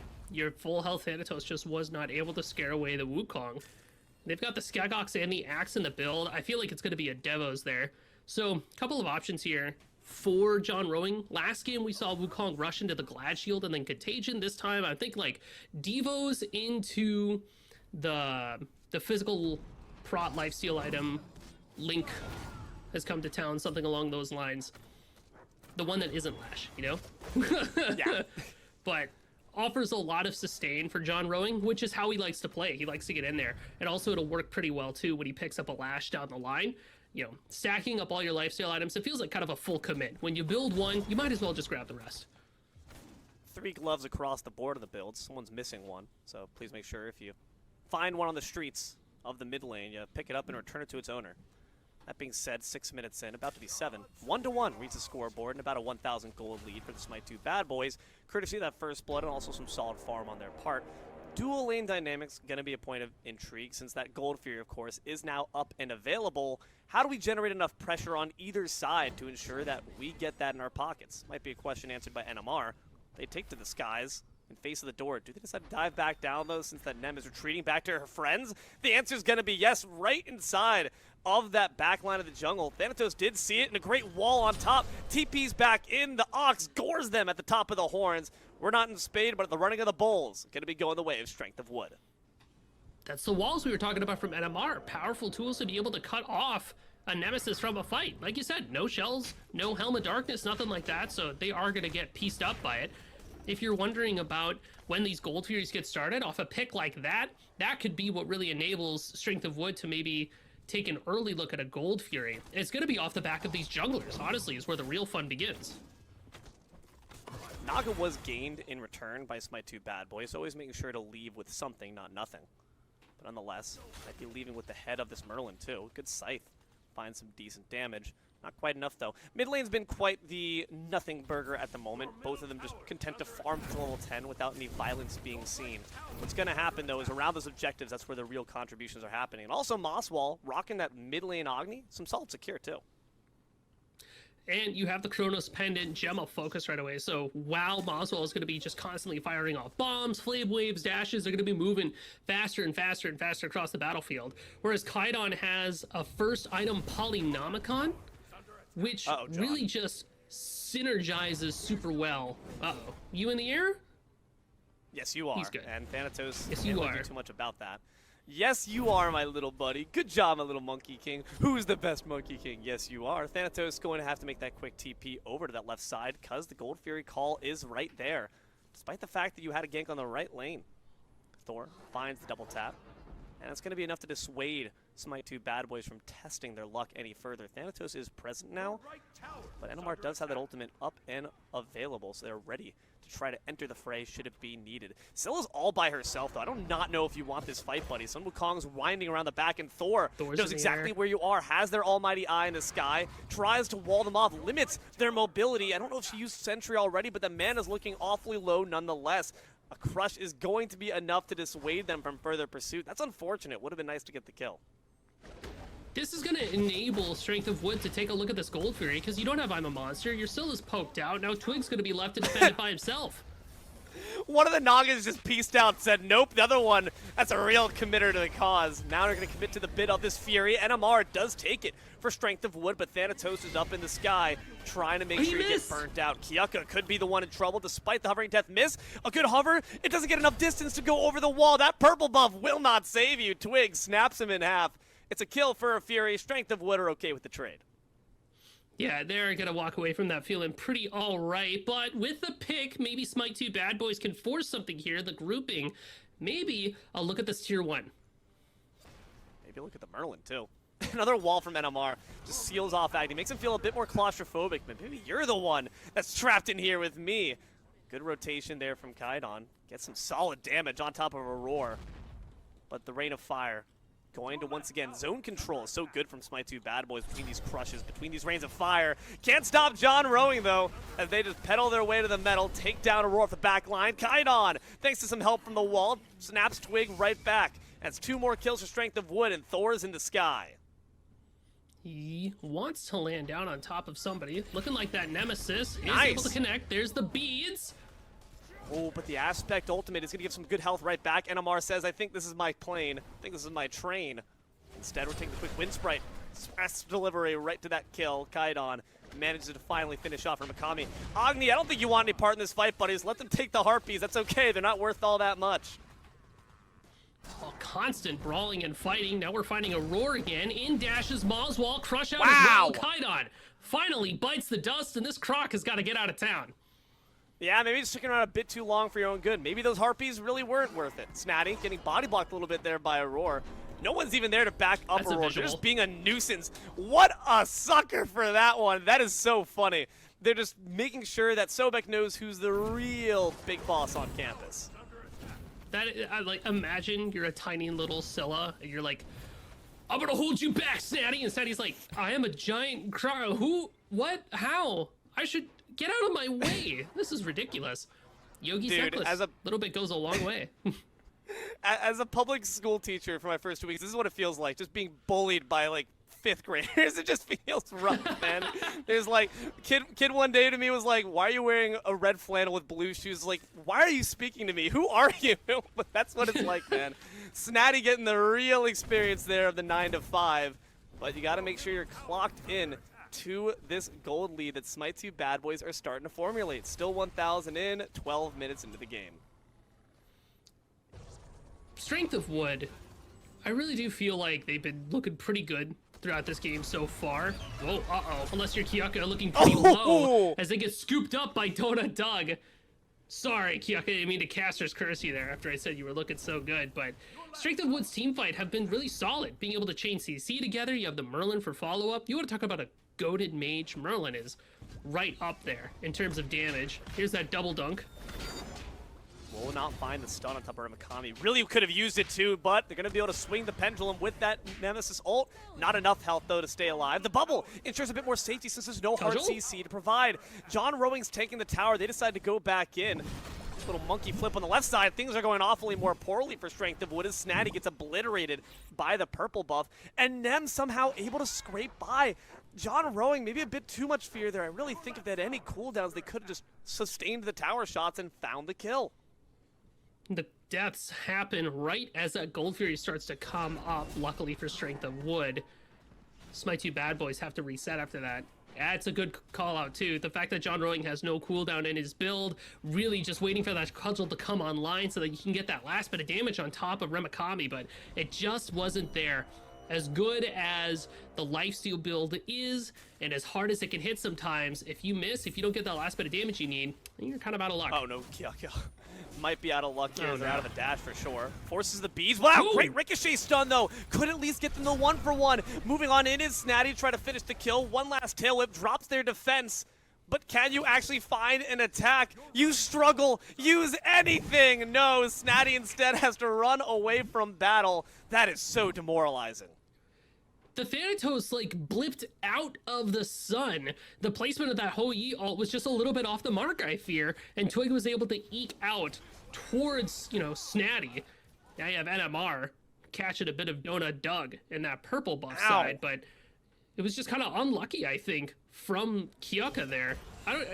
By all rights, I think they should have been able to get that kill, but just a couple of pixels and suddenly your Thanatos is slipping away. It's all the butter on the Thanatos. And that's something that not only is your damage slipping away, but your confidence will slip away as well. Thanatos in the sky. I see Jingwei on that gold camp. Let's kill her. No, maybe not, because you're unfortunately not able to find the stun. That's another stun that NMR is not able to find. I think that time because of range, but nonetheless, you got to make sure that those Anvil of Dawns are impactful. Lurking Waters, not going to find much impact other than to get Snatty back out to safety from the pursuing little girl in the I'm a Monster form. And yeah, it's been Strength of Wood, I feel like a lot of times disengaging after these unfortunate fights. A lot of times it's just one missed ability that can really decide the entire flow. And now it might be Kaidon flowing right back into that fountain. Forces the bees a bit early. No CC was even incoming.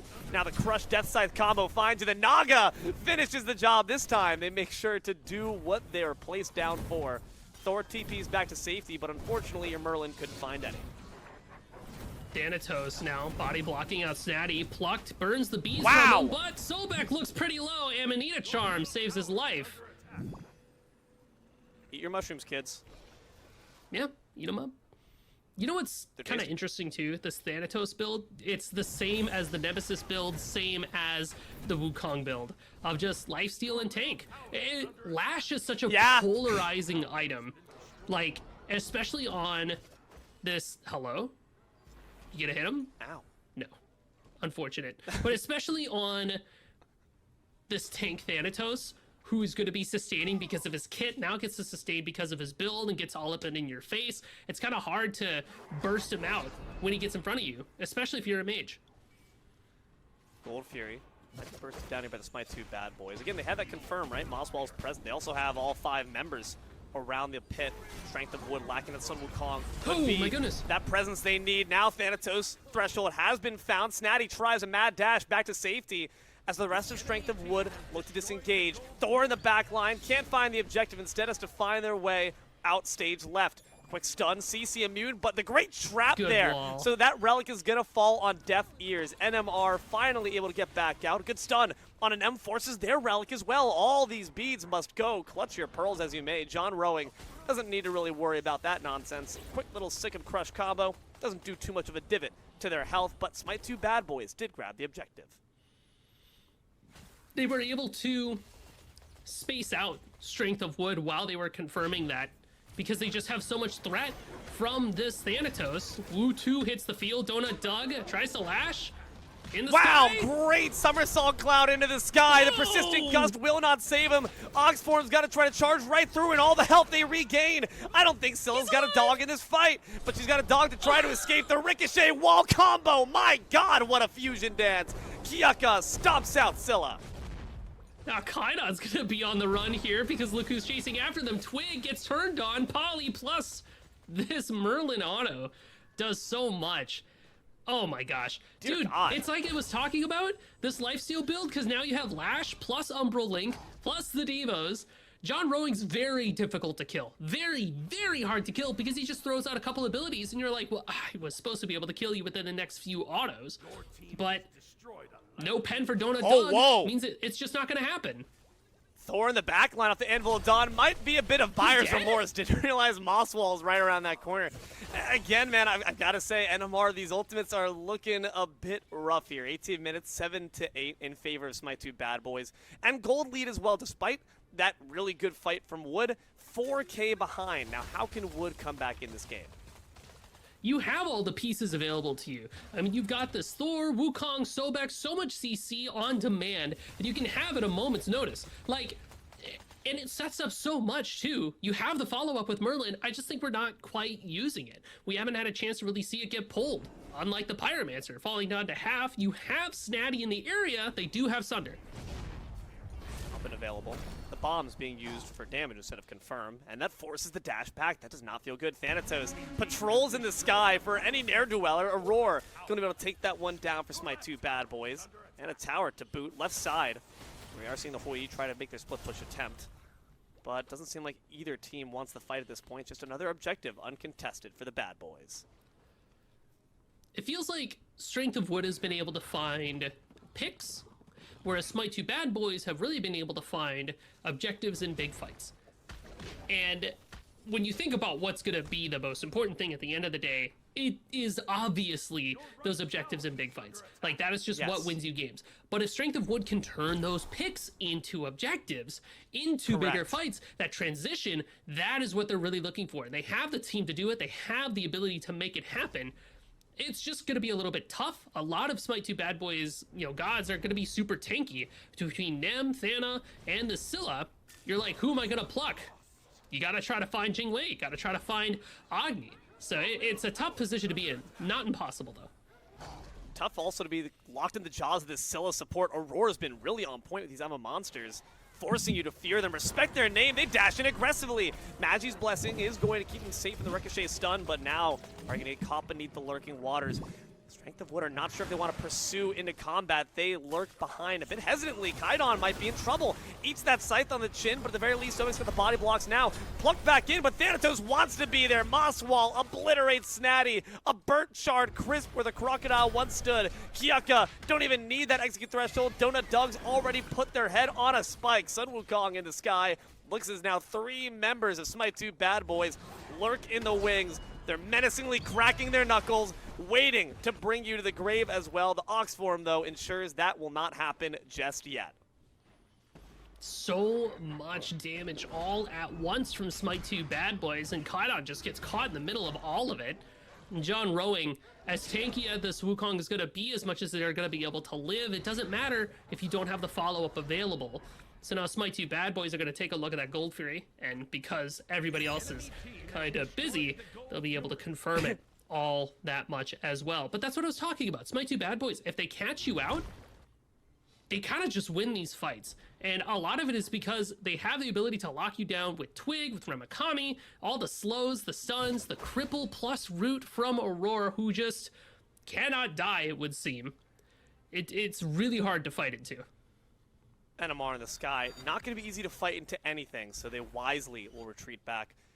And you look at the player damage charts, Musi, and it's telling you a very clear story. John Rowing is like KD going to the Brooklyn Nets. They want to be the man, but the rest of your supporting squad has got to play their role as well. Scylla is above the damage of 4 members of Strength of Wood. The Pyromancer has arrived. SMH, Mage Privilege, quote-unquote, nuker tag with that aspect of the Devourer. She's still able to put out quite a bit. Giant circles will be able to give you those numbers, but you have a very real point. Smite 2 Bad Boys have been able to just output that damage, whereas Strength of Wood just aren't quite there yet. And as the game goes on, you know, Snatty especially, I think, is going to start to have a tougher time because the plucks that you want to try to find are going to put you out of position, and your targets are becoming harder and harder to get to. You can see a couple of Magi's here, not only for Twig, but for Aurora, and then you are never plucking this Jingwei in a million years because she dashes away. Fire Giant picked up by Smite 2 Bad Boys. Oh God, Snatty, once again, just caught Body in their blocked. own trap of their own making. Wow, what great body blocks and a great kill to follow. Or Mikami, now not even the picks are on Strength of Wood's side, because Snatty steps up, the rest of the team too hesitant to follow, and Snatty goes down. Will that be the same story for John Rowing on this left side being poked away? And Amar used that TP for safety rather than for damage. Now Thanatos is in the sky, noticing that this Sun Wukong is not with the rest of the team. Merlin's looking awfully tantalizing, but that quick juke with the flicker ensures they stay safe for a bit longer. Shrugs off the silence with the beads. John Rowing's the first one to fall. Kaidon right afterwards. Thor's in the sky to survey the chaos. Goes for the backline, but this Sill's got more damage than you, buddy. You have no business being here. NMR agrees. More damage and more tank. Even if you landed on top of Aurora, you're not killing them. NMR dies because Twig shows up. And the whole time this is happening, though, Kyuka takes the left side Phoenix. The Ho Yi conspicuously missing from that fight, but because they're only 1 and 4 and still waiting on so much of their damage, it makes sense. Now Snatty's back to die again, I guess? Yeah, Snatty's like, all right, guys, run it back. I didn't really understand the first time. How'd that happen? Oh, okay. Now I get it. I walk up and you use abilities on me and I die.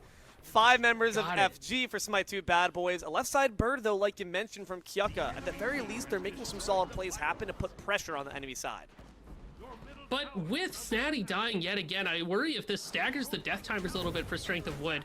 I mean, it dawns on me, though, everybody's so low level, they're already all respawning, and I think that really speaks to the deficit that Smite 2 Bad Boys has been able to put out over Strength of Wood. As that tier 2 tower goes down, Smite 2 Bad Boys will have a lot of gold in pocket to spend.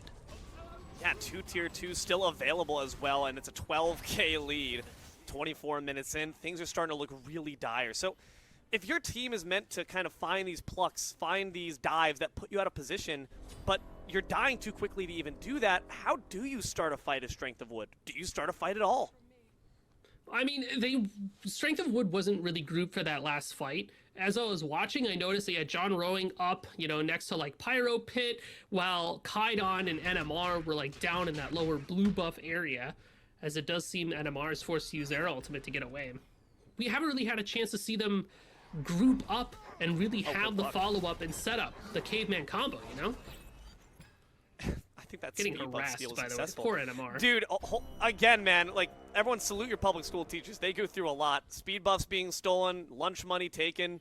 It's rough out here. Snatty, again, like, I don't know why we're here. I think You this let a is a very 10-year-old risky take your endeavor. lunch money? Dude, you do not understand what they are feeding these 10-year-olds. Those personal pizzas, they got HGH in them. They are tall, I'm telling you. My 5'10", I can't step to it. And doesn't seem like Smite 2 Bad Boys want to step to that tier 2. They let it go down uncontested. Kind of unfortunate position to be in. But I wonder if they're just baiting in Strength of Wood. Have my tier 2, we're going to take the rest of you. Yeah, Thanatos is in the sky, pursuing the backline, who are once again not with their Sobek and Sun Wu. So the first one to go down is the Hoi Yi Kaidon. Shortly after, an ox charges through the prairie. Why? What a beautiful sight. Gonna need our friend David Attenborough to narrate this one. It's hunted down by the pursuing lion pack. And only the crocodile remains in the mid lane. Not for long, though. Snatty, want to join your friends? I don't think so. Whole time, Donut Doug's pushing in the left lane. This could be an end of game scenario. You got 30 seconds until people start to respawn, and minions pushing in that left side Phoenix. While Snatty dies, I think it's important to mention Strength of Wood going for that tier 2 on the right side is ultimately what did them in. Smite 2 Bad Boys lets them come in, lets them get closer, and then just jumps on top of them. Definitely should have waited out that FG, because now this is the end. Strength of Wood, durability of tissue paper. They get torn apart with that deicide. Smite 2 Bad Boys are able to eviscerate the Titan and move on in the bracket. They look pretty good doing it. It was I've really been enjoying watching the Smite 2 Bad Boys as a team get progressively better and better and more consistent cool. as time goes on. It definitely felt like they had some moments where they tumbled a little bit, but they definitely started to tighten up and really play to their strengths. You look at those two teams we talked about in the past circuits. We said they're always bridesmaids, never brides. I'm thinking about Baile Inolvidable, Now Unforgettable Dance, and Smite 2 Bad Boys. This might be the circuit where there's a reclamation of we are the new top dogs. You guys should be worried about us. We're not going to be too worried about that for just a little bit longer, though, as we wait to get into our recap and our next game. So stick around to the break. Hello, everyone, and welcome on back to Smite Prime September Circuit Week 1. D-Lo here on the mic, joined by my friend Musy in the booth. We got Tess and Red Rosie Panda, your almighty eyes in the sky, Jithens and basically Billy, your men behind the curtain, and you watching at home in bated breath as Smite 2 Bad Boys are actually able to advance to the semifinals round of the bracket. Musy, walk me through it.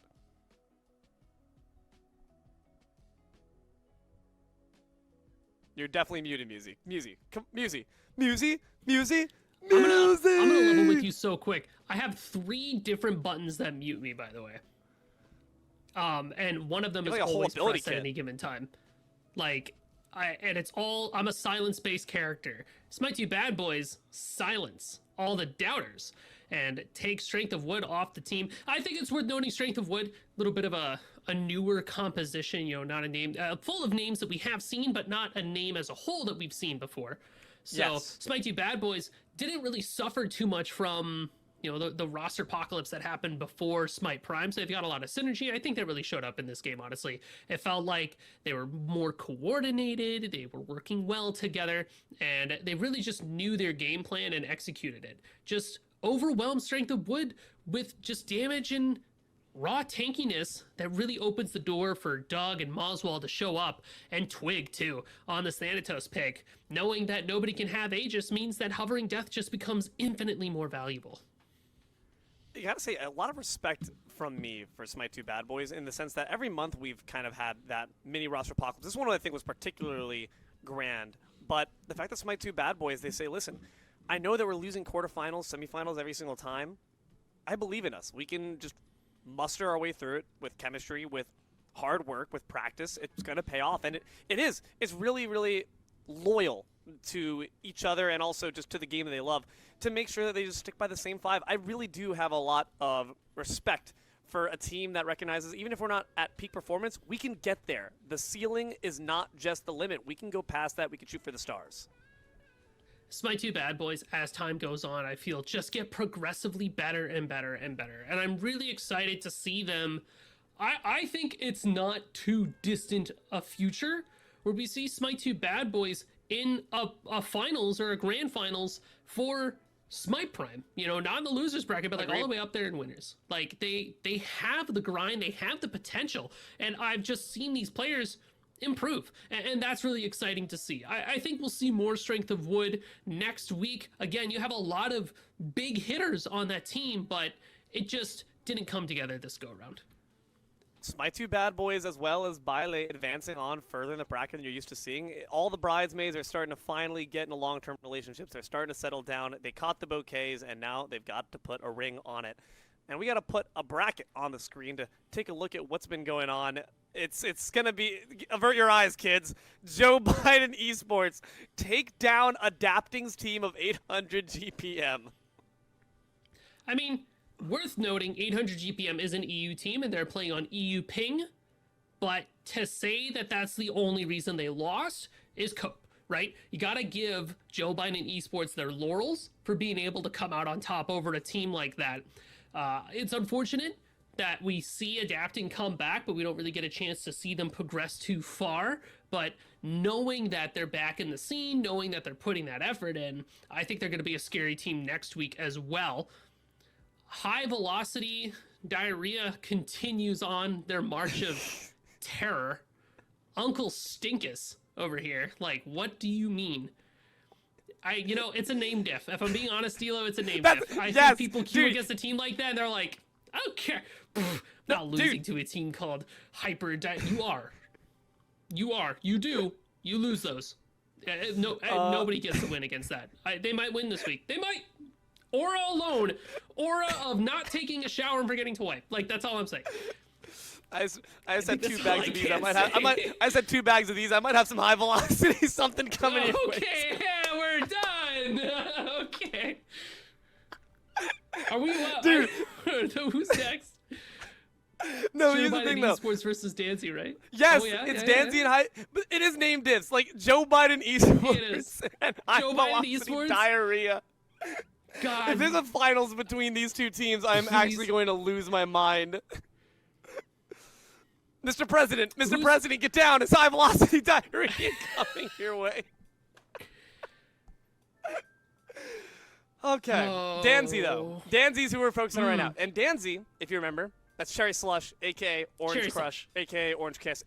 Either way, they are some of the top dogs. We saw Clocked In get swept out round 1. Will that be the same case where the top expected teams are just not performing at their normal pace? I'm very eager to find out. Keep in mind, Joe Biden Esports led by Kaizo as well as several other names that were part of the amateur leagues and are kind of starting to make their come up through very kooky and wacky strategies. Vulcan support, is it meta? I guess we'll find out again. Well, one of the things, too, that you can rely on from this Dancy team is consistency. Cherry Slush, Orange Kiss, that, Scream but with 5 M's Founder Series team has been playing since the inception of Smite 2. And they've been playing together. They have been playing as a team. The only real change in the roster was Inbound, going in for, previous GOAT, Polar Bear Michael. Thanks. I appreciate it. I'm blushing. Thank gosh the camera's not on me, because, red as a tornado over here. But what's important to note about the Cherry Slush team is that even though they lost last week, I feel like a big reason why they lost last week is because they were playing for 9 hours straight. Yes. Like, they were tough games, especially towards the end. You can expect to see a lot of consistency from them, and I would favor them over the Kaizo squad going into this, but knowing that the Kaizo squad was able to beat out the Adapting team, knowing that they were able to, they can hang with these big dog players, I wouldn't be surprised to see them sneak one out over Dancy here. Just because it's a best of 1, You can just play super hard, super fast, go for that kind of play style of overwhelm your opponent, don't let Cherry Slush have a chance to find their footing in the late game, and then completely overtake them. The problem with that, though, as I said it before, is that if Cherry Slush, Dancy, finds their footing in the late game, they can and will drag this out to 45 minutes. They'll do it every time. It's literally what they do every time. As a general rule, like, they will find a way to keep the game going and going and going, win one team fight. A singular team fight. Just the one. You like that? Like that effect, Elo? Right in your face. That's you. Yep. That's all it takes. 3D. 3D. Yeah? You got your glasses on? I got mine. New prescriptions, by the way. I need some. But I need to get a it just takes one, and then they just win. So you just have to end the game before that 25 minute mark. Or if you are going to have to drag it out all the way to the 30+ era, you better be the one to win that team fight. You're absolutely right, and it's something we've said multiple times in terms of how Musi, cut one of my toes off and also shoot me with a handgun every single time we say macro. Like, I was like, where are you going with this? we're gonna be talking about it a lot. We always do talk about it a lot, right? Like, just stick me into a pit of spikes every time I mention macro, because they're Gold Fury fights, right? They always are making sure to stick around the objective. They always think about the whole enchilada and never get tunnel vision on the small, nitty-gritty details. P's and B's coming at you. Those are some details we're going to want to make sure to keep a close eye on, especially considering how Joe Biden Esports play these picks. It's very unique. It's very wily. It's very innovative is the word I'll give it. Innovative. I think that's a very kind way to put it. They definitely come at you with left field with some of the picks that they tend to gravitate towards. I'll be interested to see what gets drummed up this go around.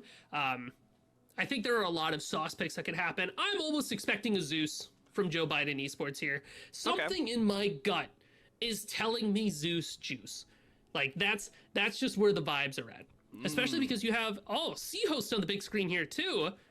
I haven't seen C-Host in a minute here, but exciting to see them back on Prime. That's another player that, pretty, super competitive over in that amateur, leagues, definitely ready to start taking those steps up and forward. So curious to see how they can perform against Benny Q all the way in Dancy. Banning away that Agni and that Odin to start things off. And I'm just I'm curious. Do Joe Biden Esports, they have the first pick.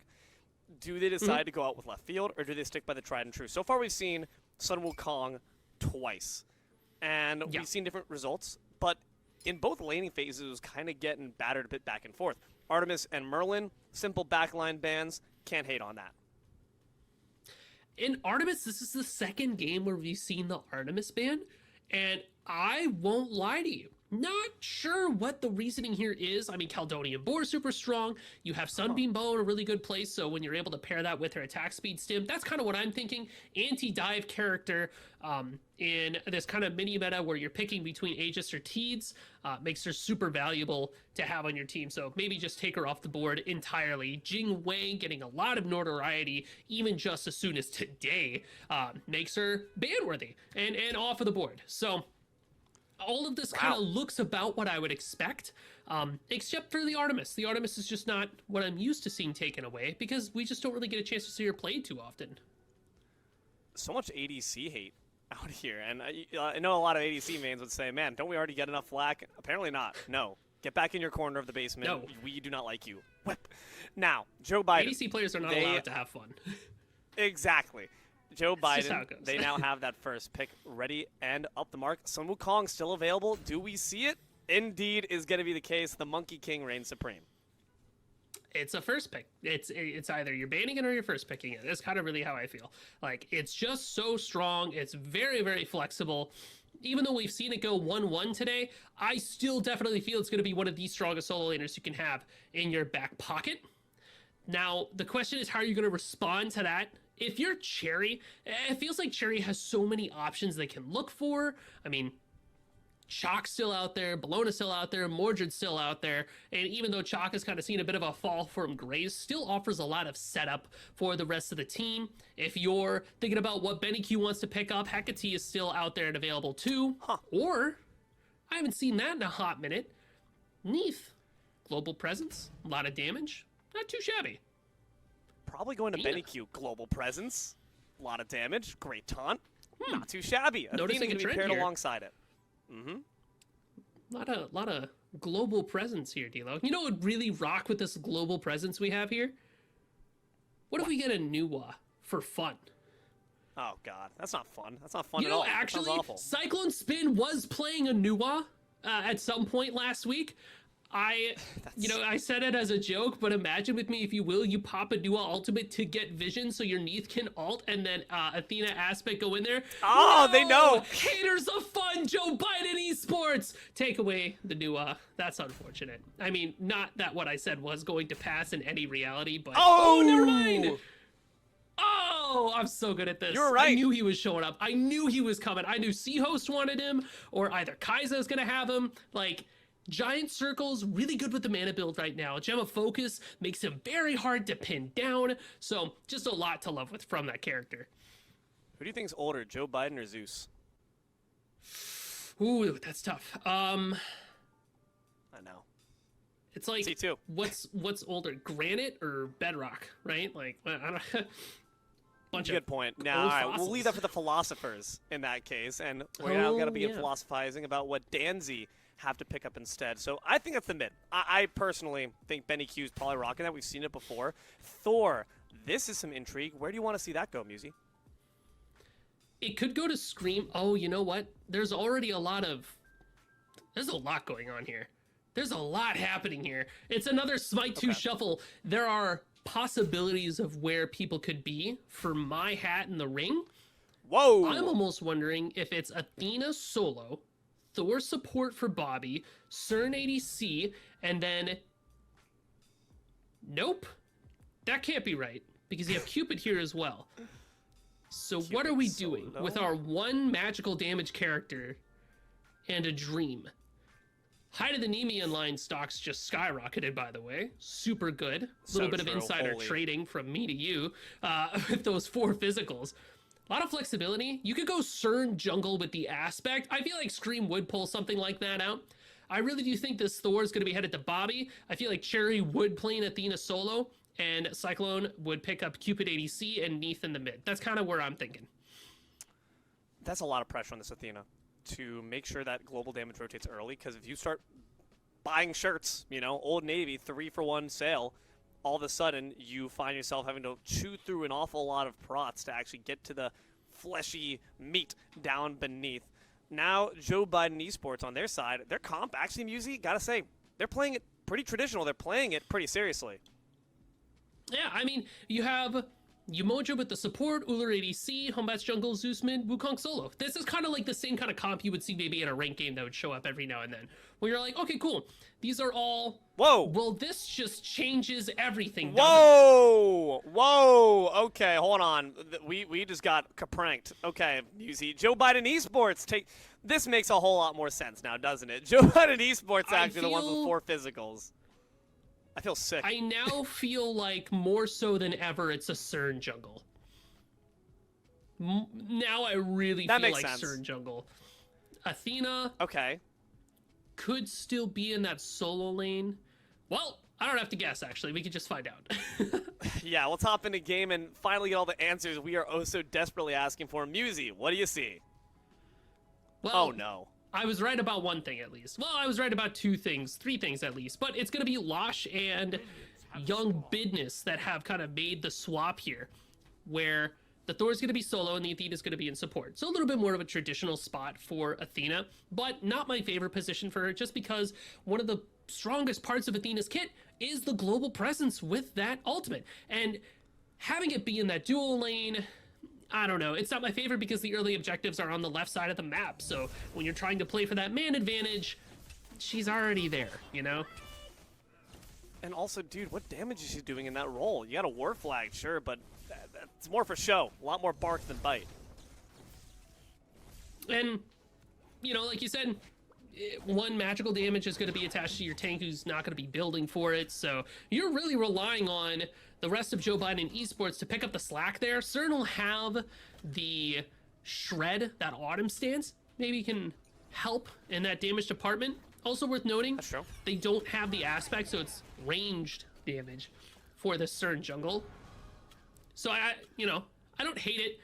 I just worry about what team fights are going to look like once Cherio on the Sun Wukong gets their Umbral Link and a Nemean and a Glad Shield and suddenly a Phoenix Shield, he just doesn't die. Like, I don't think Cherio builds a magic defense item unless it's Lash, because Lash is just kind of good and you don't care about the magic defense stats, you want the active ability. What is a good little bright point is that you have a ton of objective pressure. You also have some pressure on Benny Q, forcing out their beads rather early. That's nice. Now we got to try to make sure to actually find the kill. Benny Q's got to play quite close to that tower. That Zeus is not the most mobile god. Not the most mobile, but still kind of tough to jump on top of if he's able to get 1 auto attack, 1 chain lightning, and die, I guess. Maybe a bit easier, though, inside the bushes. 1 last auto, needs to find the mark. The dot damage will do it. Squirrel takes them down thanks to a great ambush play by Seahoops. Well, even though I was about to say, like, well, if you jump on top of him, maybe he'll be able to get that stun out, and then, you know, you're going to find yourself in a spot of bother. And Squirrel Monkey said, "Go, my ranged root." And Zeus says, "Oh, all right. I'll see you in a second." So, yeah, not a lot of mobility, but if you're able to take him out at range, doesn't even matter if he can get that get back on top of you. He's kind of a sitting duck. I mean, that's just the issue of Benny Q not respecting the fact that they didn't have beads. Instantly, Joe Biden Esports say, we're not going to wait to find that second gank. We're just going to do it instantly. On the right side, Thor under quite some pressure. We're going for Benny Q once again in the mid lane. They will go down a second time in 2 minutes. I think we found our strategy here. Joe Biden Esports are going to bully the founder MVP. I mean, Benny Q didn't have beads, so Athena taunt, walk up, get it, find damage, easy and done.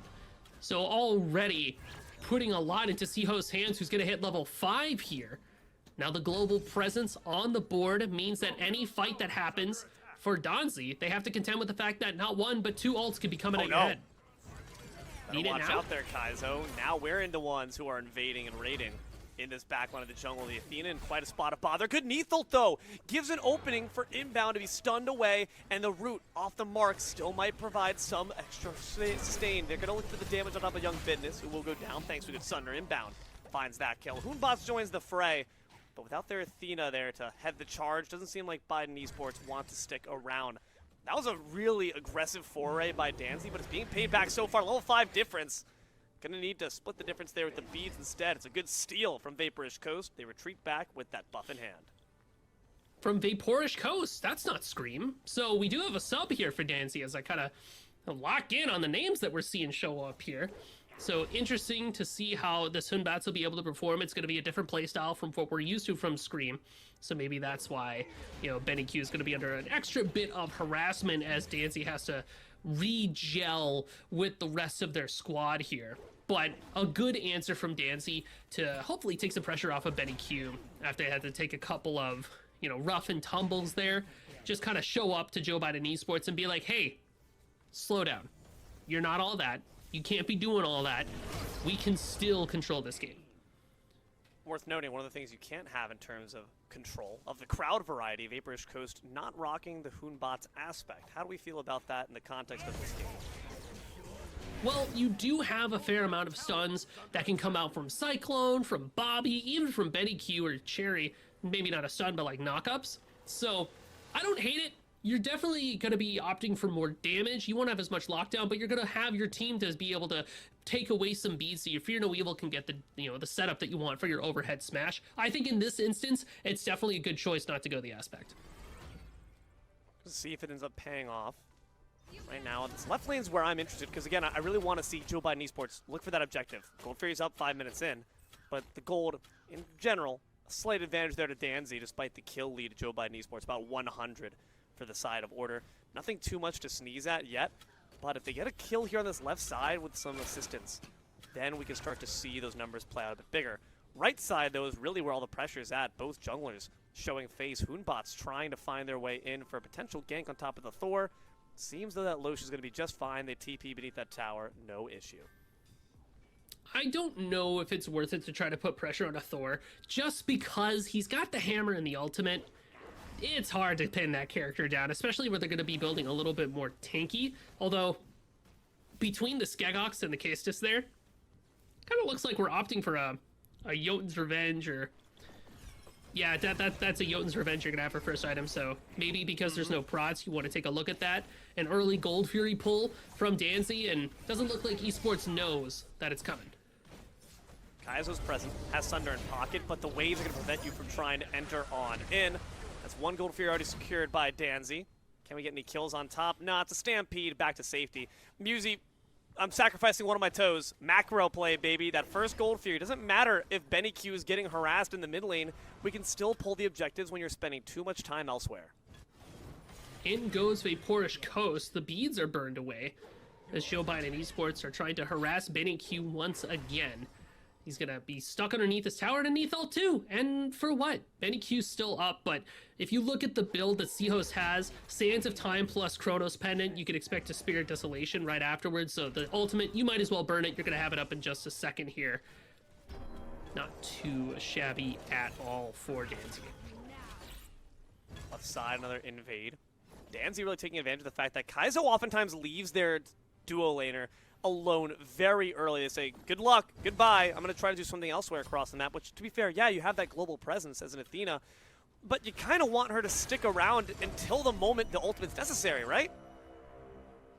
Yeah, like, I would send her off on a journey to get farm, or on the opposite side of the map from where you want to be teleporting to. Because the threat of Athena is going to be what's dangerous, kind of like that taunt on top of Benny Q. Not that threatening. Not gonna lie, okay. Benny Q does not really have much reason to be worried. I Didn't feel like even that Gold beads. Fury fight, yeah, it quickly just kind of equalized it because we're gonna already start to see the weaknesses in this comp. We're shoving it all in. All of our eggs in the one basket of physical offense and pressure, but so quickly that's already being assuaged. And look at what that Zeus is building. Exactly. Oh, we saw it at the same time, dude. That Helm of Radiance. Because Cherio likes to build it in solo lane because of what it offers in for a Wukong. Now, you build it on Zeus, it's the same deal. You're not going to kill me, at least not without quite a bit of extra damage. Yamoja with the cleansing waters keeps them safe, man. Helm's still in place, but a good root in the Wild Hunt, Helm still not Radiance. enough to finish me. Man, is that item putting in overtime. It kind of reminds me of Celestial Legion Helm from Smite 1, or like a breastplate pickup. As inbound now, kind of wishing he had one of his own. A Thor ult, down goes the back. BenQ. What a great Anvil of Dawn, and now they're going to follow it up on the inbound as well. All we needed to do is just stack on more physical pressure, it seems.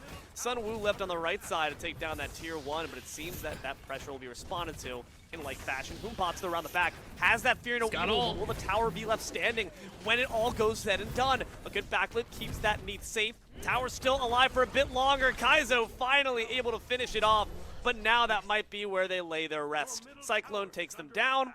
Is that trade worth? Yeah, I think Joe Biden Esports is happy to... Oh, is it worth for Dancy? No. Is it worth for Joe Biden? 100%. That's a good deal. I'll take that deal. Now we're even going to start pressuring out Cherry over by that solo lane, getting harassed by the Thor Losh. Starts putting the damage on. Trying to do the same thing, take down that tier 1. Not quite as successful ultimate. as our friend the Athena, who just joined the fight as well. In hot pursuit, Cherio, no mana, no friends, no life. Killing spree there for the Thor. I mean, Cyclospin will take Firebrands as a consolation prize, but already global presence from this Athena. And now Cyclone Spin actually looks to be caught out here too. Dash taunt from Athena?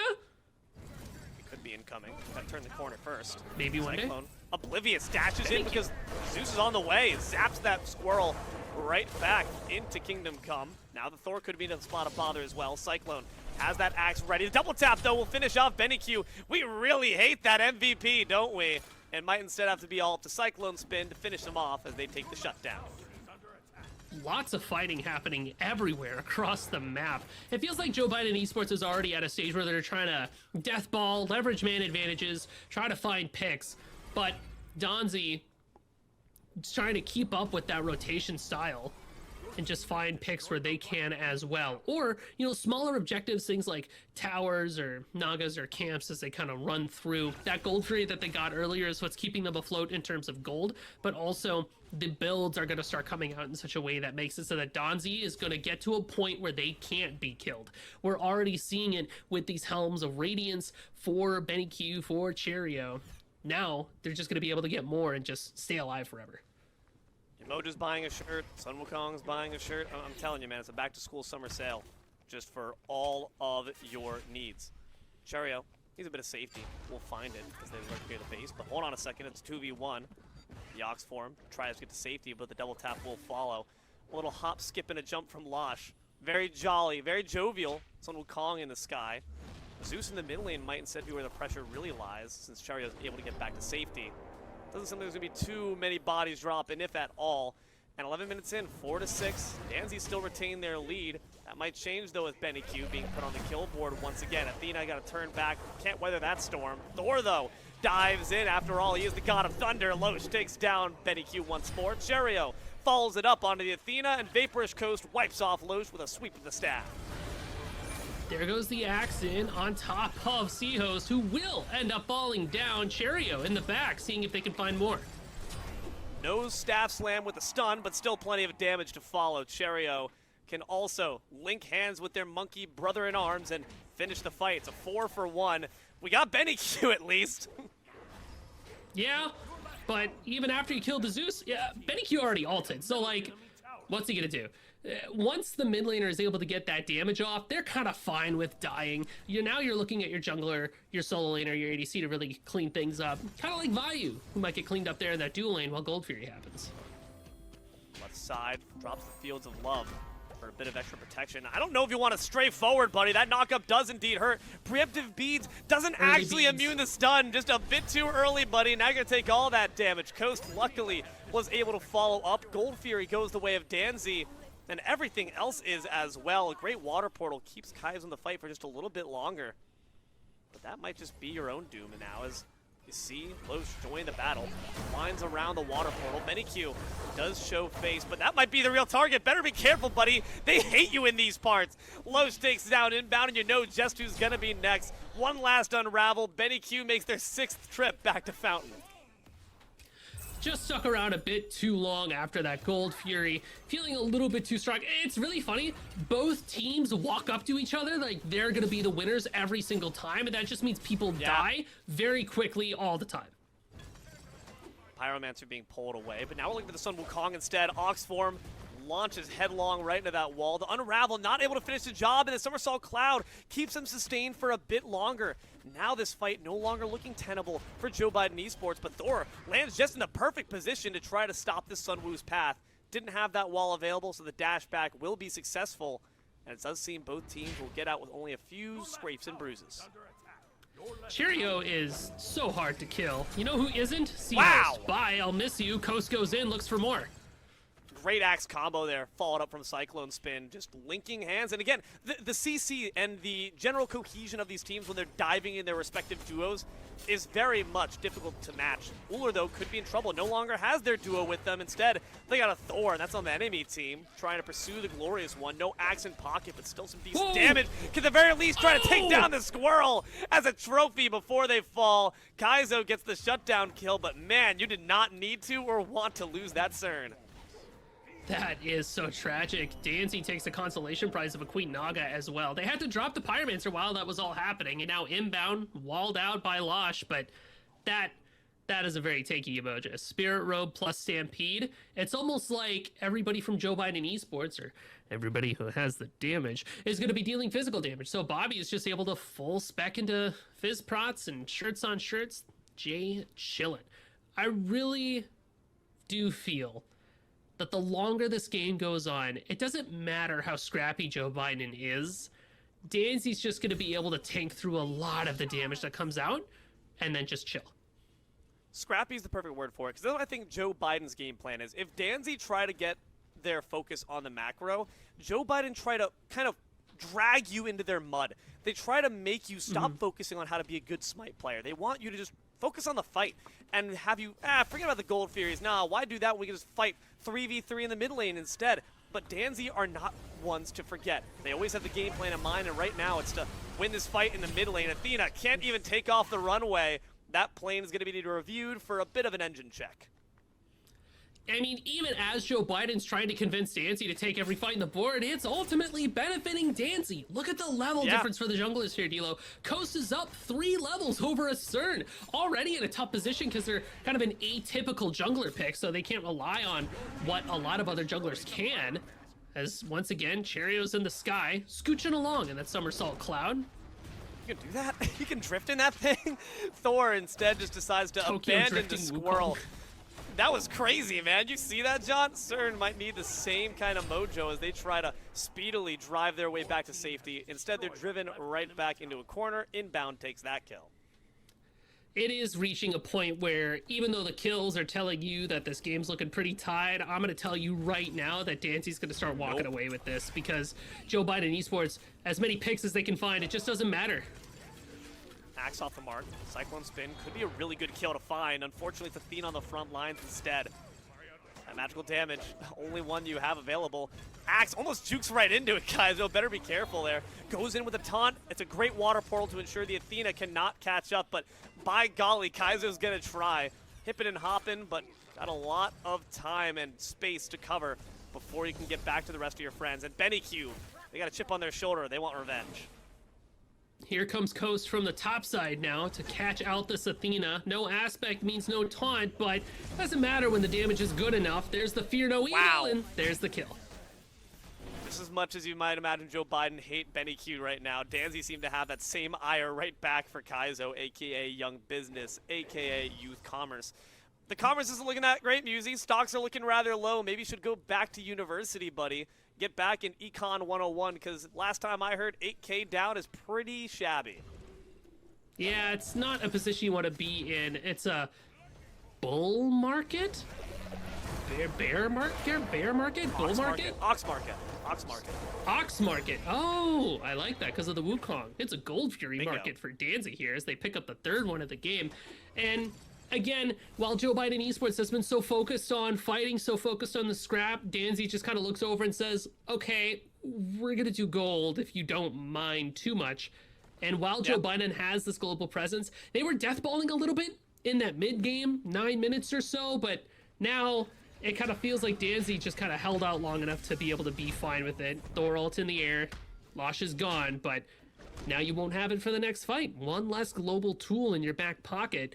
Joe Biden Esports are kind of looking at the end of the game if they can't find out something new to do. Beads are gone too. That feels bad. Weren't even necessary. Or we was knocked up, just wanted to kind of show, look what I can do. I can turn yellow for a second. That's really cool, buddy. You mind sticking around so you can die? Whoa. I don't think so. So, unfortunate that you have two major resources now around this FG not going to be available. And speaking of, Danzy already looking to the bigger objective. Joe Biden Esports, for their credit, say, we don't even want to take that fight. We finally recognize that being scrappy isn't all that. Let's look for a tier 2 and maybe a Phoenix and left instead, but I don't even think they're going to get that burn. FG on all 5 members of Danzy. FG on all 5, but also burned away. No way they're able to take that bird. In fact, Danzy can look up towards that bird that has no tower to defend it. And while you do have every ultimate available for Danzy, Joe Biden won't have the Thor ult going into this. So they're just going to play for picks and look for towers off the board, I fear. Maybe look for Squirrel instead. Athena might just be adding more bodies to the coffers as the Squirrel's already dropped down to half. River's Rebuke going to come out. And a great dagger from Cyclone Spin ensures they're going to have a clean bill of health going back in. Squirrel can't say the same. They're dead. Stampede gets you out of the Fields of Love rather easily, so Benny Q can stay fine. And poor Vayu, left by their lonesome. That baby needs an adult to make sure they're sat well. And the Zoo says, I think I can fill that role just fine. We didn't mean you, buddy. You're going to kill that poor child. Leave them be. Great chain lightning as well as the storm on top. Coast barely able to stay alive. Vayu can't say the same. Benny Q smites them with the power of lightning. Great wall, though, from the Thor. Says one last kill just for old time's sake. Wow, Yamojo will Bobby. not allow it, though. The cleansing waters rush in, and Loesch gets drowned out. Cyclone takes that kill. The right bird, the inevitable next one on the mark. But unless Kaizo can find that on top of the Zeus, this Yamoja, though, is peerless with the heals. Another kill for the board, and maybe even the throne room next. A combination of physical prots and sustain. Benny Q cannot die in this moment, and it looks like the Titan is going to be next on the board. Squirrel Money's going to go down right after. This Titan is going to be falling right next. Danzy hit Joe Biden like a flight of stairs. They advance to finals.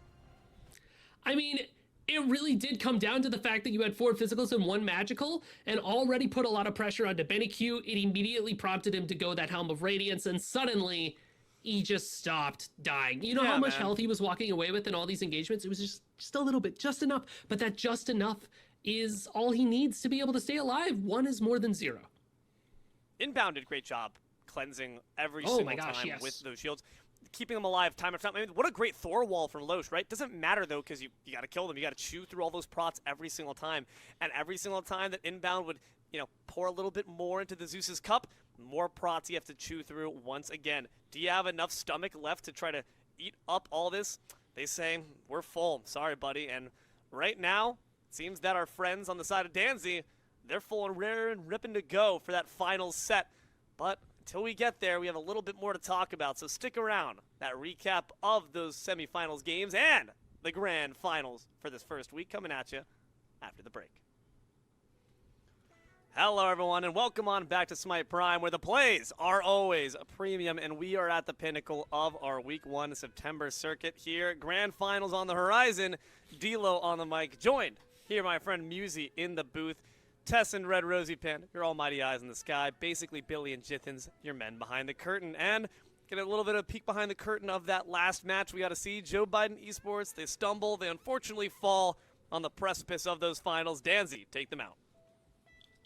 It really did come down to Joe Biden Esports. While they had so much global presence, and it looked like they were really good at just dogpiling on top of Benny Q in fights, once we got some prots online for our tanks, it's really easy to play against 4 physical gods, especially when you're lacking in things like penetration. Donzi was able to kind of tough it out until that later part of the game, around that 20-minute mark, where their team comp really just came together and everybody was looking pretty good.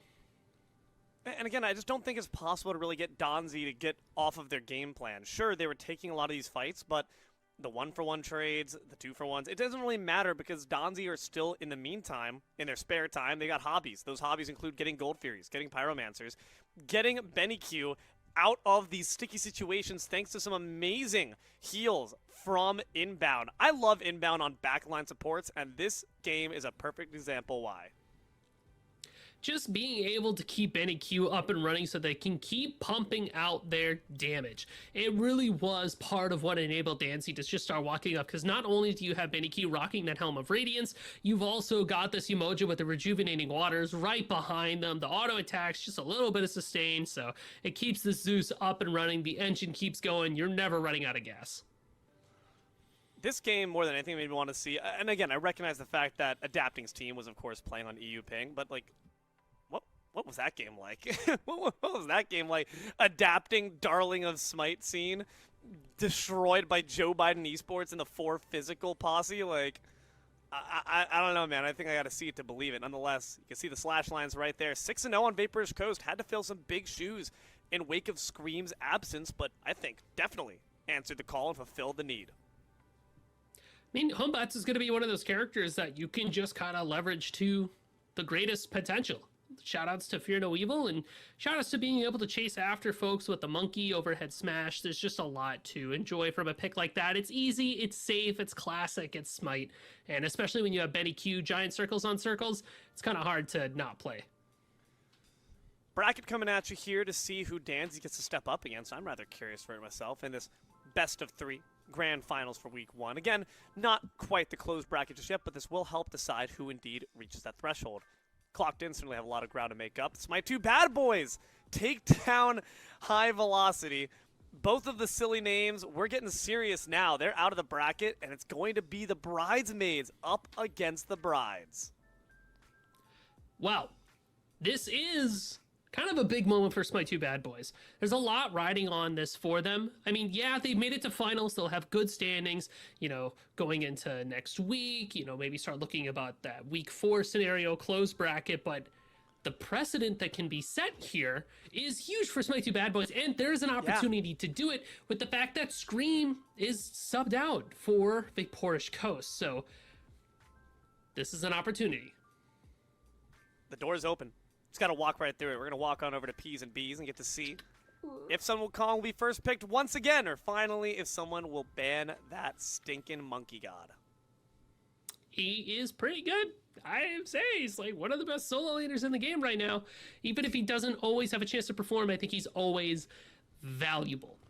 Always something to offer for a team, and I think what really makes him so good is he can just kind of be slapped onto any team composition. Incredibly flexible to just work with whatever you got going on. He just fills the niche of annoying and a lot of damage, lives forever. Doesn't really matter how you build. I mean, you can't just build random items, all right, full stop. But be it that full int, be it that tanky style, there's a lot to love from Sun Wukong. Ban worthy, maybe not, but definitely worth picking up sooner rather than later. A lot to hate about Merlin. It's my 2 bad boys. Take that off the board. They're saying Benny Q. Yep. No. Which is interesting. Moswall does like that god quite a bit as well. So I think they're just saying there, we're not going to pick mid first. They're not going to pick their mid laner first. That's what that tells me. They're looking to maybe try to pick up that Sun Wukong. Scylla being banned away. It's a roar on that support, and we saw just how much damage they could output when they were on that all-faded pick. So I don't mind that one bit. Danzy now no longer can play that Akate. I'm starting to see a theme here. Is it bully Benny Q day today?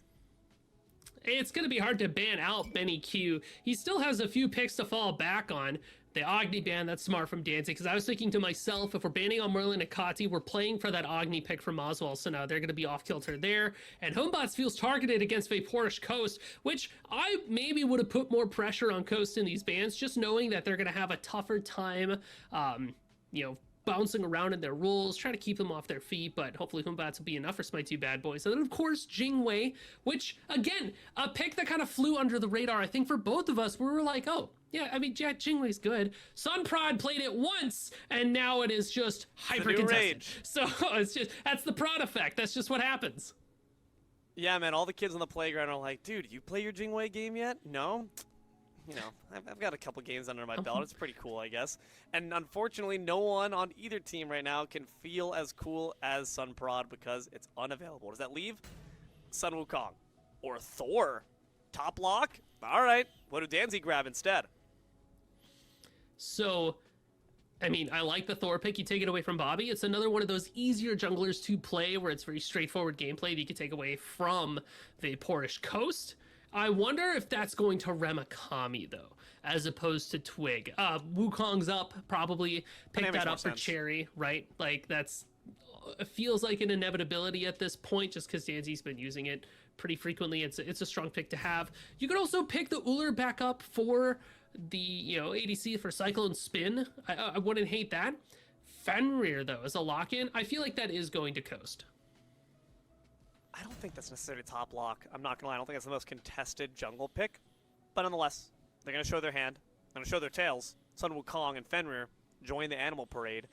I'm still seeing Kali's available. Hoi Yi's still available as well. A lot of walls would actually be pretty solid. Even if Fenrir can leap over them, Sun Wukong does not have that same luxury. I mean, he can't get over walls, but he can live for quite a while between, Helm of Radiance, Spirit Robe, Phoenix Shield. There's a lot of sustain for this Wukong pick. That's true. And Fenrir, even though it's not the strongest at any given time, I feel like Tank Fenrir has its place right now and is very strong either in jungle or in solo, or even you could leverage it in support, but there are definitely better options. But being able to pick up something like Mystical Mail, Lash, and Sile, and then like a Hidden Anemian line and just run it a squishy, kind of like what Fenrir's been doing for a while, minus the Lash, but Tank Fenrir offers quite a bit. You could go the aspects, and now your Seething Howl is going to offer more of a slow to be able to get a bit of soft CC for your team. So I'm a big fan of the pick, maybe just not right away.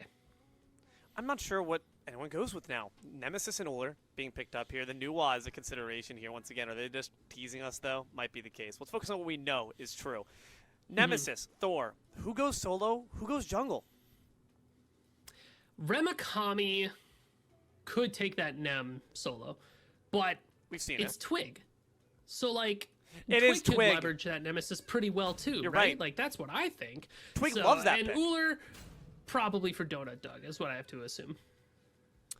Nuwa and Ganesha could go to Cyclone Spin. Muzi, you've been in the archives. You've been reading the forbidden text, the scrolls of knowledge that say Cyclone Spin does enjoy playing a bit of Nuwa in their spare time. Now might be in the competitive scene, too. Yamoja and Zeus are considered. Will they be locked in? I like a Zeus hover here from Smite 2 Bad Boys, just because you have some soft setup and a lot of hard setup, too. Imagine you have the River's Rebuke that can come up, and then that lightning from Zeus to keep everybody trapped inside. It's a lot of just, hey, kind of an Odin Cage circles on circles scenario here, but also gives you a lot of power around OBJs like Gold or Pyro or Fire Giant, where you can just throw out this giant Zeus ultimate or Chain Lightning off of the objective and do a lot of damage. You just got to be able to have peel for him, and Yamoja can offer that. So really solid, kind of like a front to back composition here for Smite 2 Bad Boys, where you're going to have Thor and Nemesis kind of being the aggressors on top of Danzy, but Yamoja, Uller, and Zeus can huddle around each other and still feel pretty good about their odds.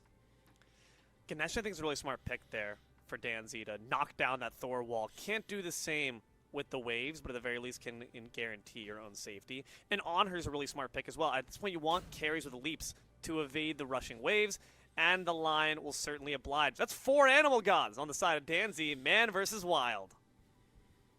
It's Nuwa's clubhouse of zoo something or other, right? She's got the leash for everybody. Dog walking. She's part Snick, too. I'll come back to you all with a couple more animal puns as time goes on.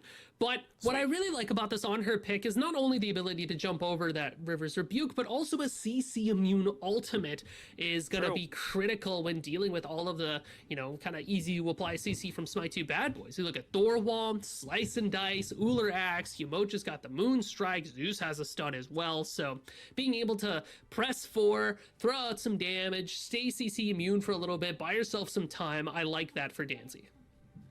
And I'd like to get into game first of potentially many. Smite 2 Bad Boys step up, bouquet in hand, to say, It's my time to shine. I don't care if you're the bride. I'm wearing white today. It's going to be Wukong over in support. And Whoa. I don't hate this. I actually kind of like this, because what is this Wukong doing as a solo leader? They're getting in there, they're throwing out the Master's Will, they're getting that giant, little knockback and the Ox for some knockup. Bobby will be able to be aggressive with this Wukong and kind of cause havoc. And Cheerio is a known element for this Ganesh solo, where they like to build at a lot of damage, maybe a little bit of prots just so you can live for a bit. But think of things like your Helm of Radiance, a Spirit of Desolation, your Gem of Isolation. A lot of Asians going on here, the Tions. But you have that, and you kind of weave back and forth with Bobby on this pick. You're just able to blow somebody up super quickly. I kind of dig that. The team fight's going to be great. But of course, your guys are kind of mismatched for things like early Gold Furies. Those Dharmic Pillars won't be there to be able to shred down those objectives. It's the new isolation sensation grip in the nation. Smite 2 bad boys trying to be the new trend, the new word, the new team on everyone's lips when it comes to the top Smite Prime competitors. What lane are you playing through if you're on the side of Order? Who are you trying to put up ahead and nice and early? It's got to be Zeus. I mean, imagine if Walswell can get ahead on the Zeus pick. You can kind of dictate the pace of the game just for where Zeus is going. And it becomes to a point where when you try to jump on top of him, he's able to deal a lot of damage in response just by getting too close. So get this mid laner up. Get their farm going. Get them to a point where they just become too tough to deal with and pokes you out way too quickly. Wouldn't mind seeing Benny Q grace the gray screen. Again, the issue is you got to make sure you're only doing that to a certain extent, right? Don't fall for the same trap that Joe Biden esports did, where you're ignoring the greater game as a consequence. But I do agree, this Nuance certainly a vulnerable pick, especially if she loses those beads early. And you've got quite a good amount of CC in that mid lane to do so. On the other end, though, that Fenrir can make sure to reverse that pressure right back. I'm really curious to see who gets that level 5 difference first and expends it properly. I'm really looking for a Magi's Blessing from a lot of people from Smite 2 Bad Boys. Yes, you have a lot of beads, but redundancy is key when fighting against a Fenrir. Agreed. Just being able to have anything up for when that Ragnarok comes out so that you're never really at fear of that happening to you. I'm curious to see where Vaporish Coast takes their build. I'm expecting something like Bragi's Harp, Tearfang, tank items, right? You're really relying on that on-hit damage from Brutalize to get those health bars lowered. But if you end up going full damage, maybe that's how you're able to really burst somebody out. But you got to be able to stick around. You got to be able to have some tank there so you can survive Ragnaroking and actually maybe trying to pick somebody up and not getting blown up the moment you show up. You see Twig there, Musi? You could barely see him behind all those buffs. Got 3 wrapped around his waist. Call that Gucci. Man just hit up the shop and is looking good with those new threads outfitted on him. Now, not looking too great as inbound. Taking some solid shots to the back. A great Riptide keeps them in the fray, but Wu 2 there to try to provide a bit of assistance. And a good pillar, actually. Could put Aurora in a bit of trouble as well. The Sun Wukong's still whacking you, too. Gotta be careful with the Shadow Clones, but no one dies just yet. Actually, Cyclospin could be in a little bit of trouble there. Oh, he'll take the jump out. That's right. Shoutouts to level 3 there for the dual Nice lane. disperse. Donut Dog and Aurora are able to set themselves up with Moonstrike axes, kind of like this. No. Huh? Huh? Nah. You talked about this before, Musi. It's the idea of training wheels, right? For an Uller Axe. And Aurora is one of the best set you can find in the bike shop. But a Fenrir might be even easier. Cats and dogs working together to try to hunt down their prey. It's a nice and tasty donut. Dog sneaks it off the top cupboard.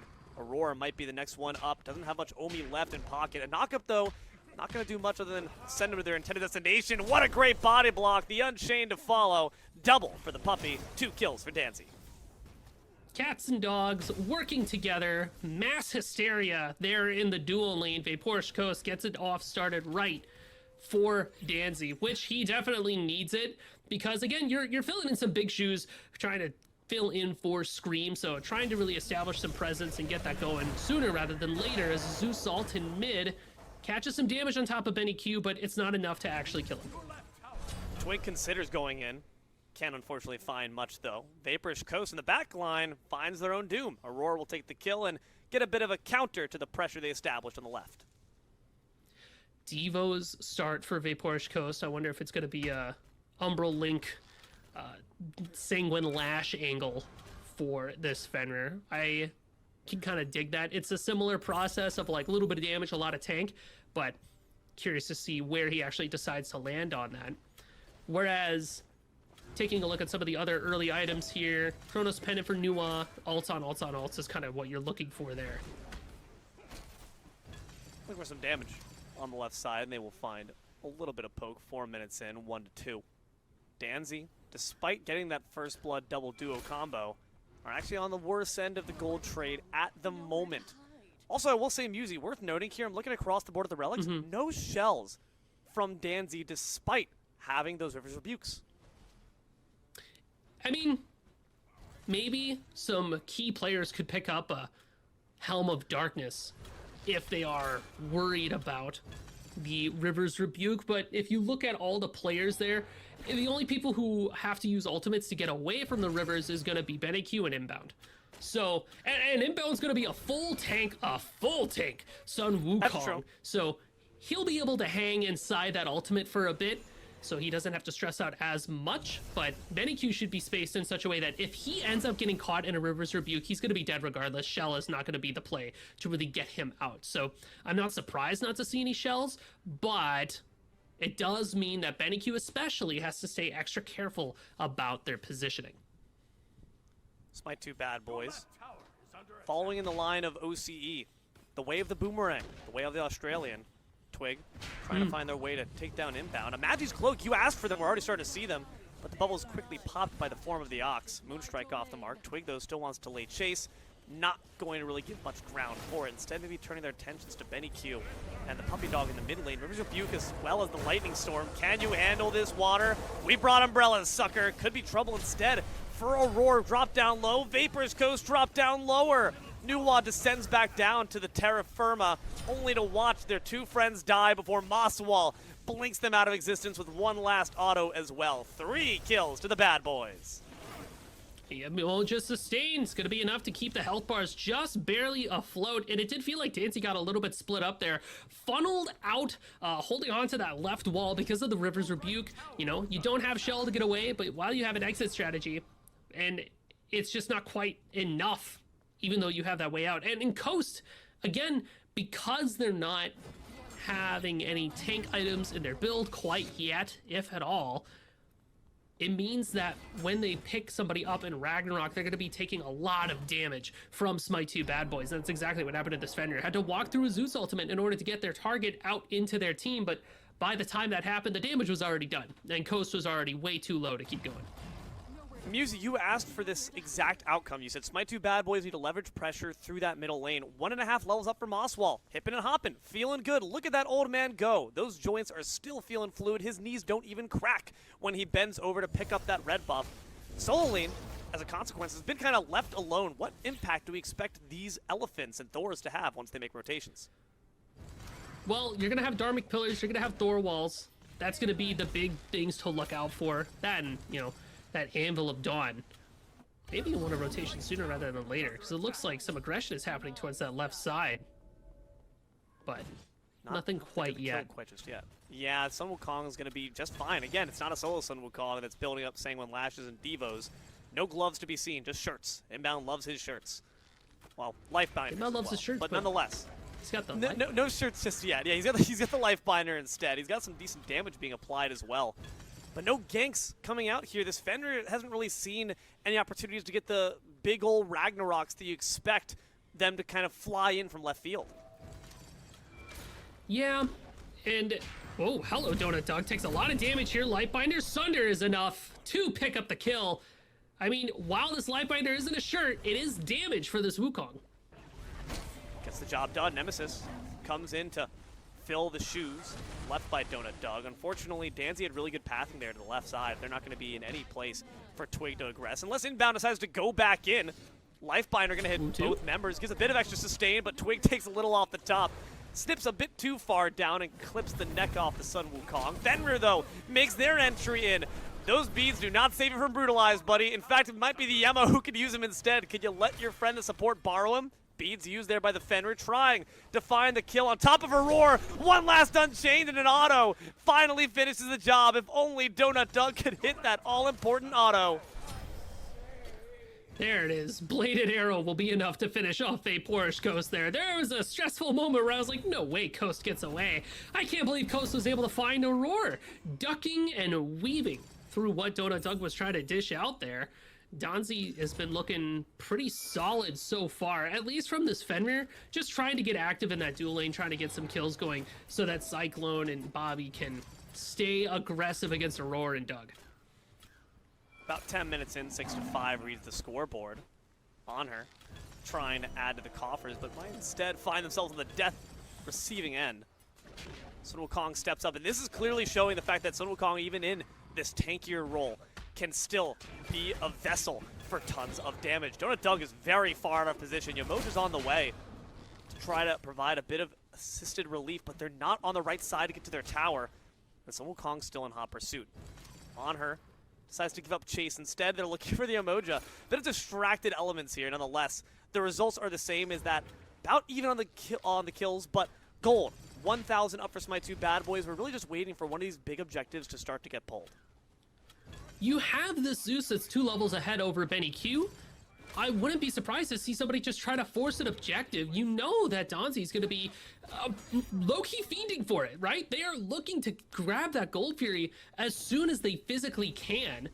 And you have Yamoja, Zeus, Uller combo. You can shred that thing away, as well as Asunder. So, honestly, if Smite 2 Bad Boys look to force a fight around gold, play around a Zeus ult, and keep beads up for a Ragnarok, they can find themselves with that first objective. I really am finding myself agreeing with you in the sense that we saw Joe Biden Esports bully out Benny Q too, but what do they convert that to? Not really much other than more kills on Benny Q. Mosswall converts into the bees after the back of that Ragnarok. The chain lightning's a bit off the mark, and that might mean you can't find this kill on Coast. Nemesis brings up the flank, but a bit too late. Thor's made a rotation on the left side, meanwhile. Can maybe try to lock off the Sun Wukong, but that's not the desired target, so no bodies will fall across the map just yet.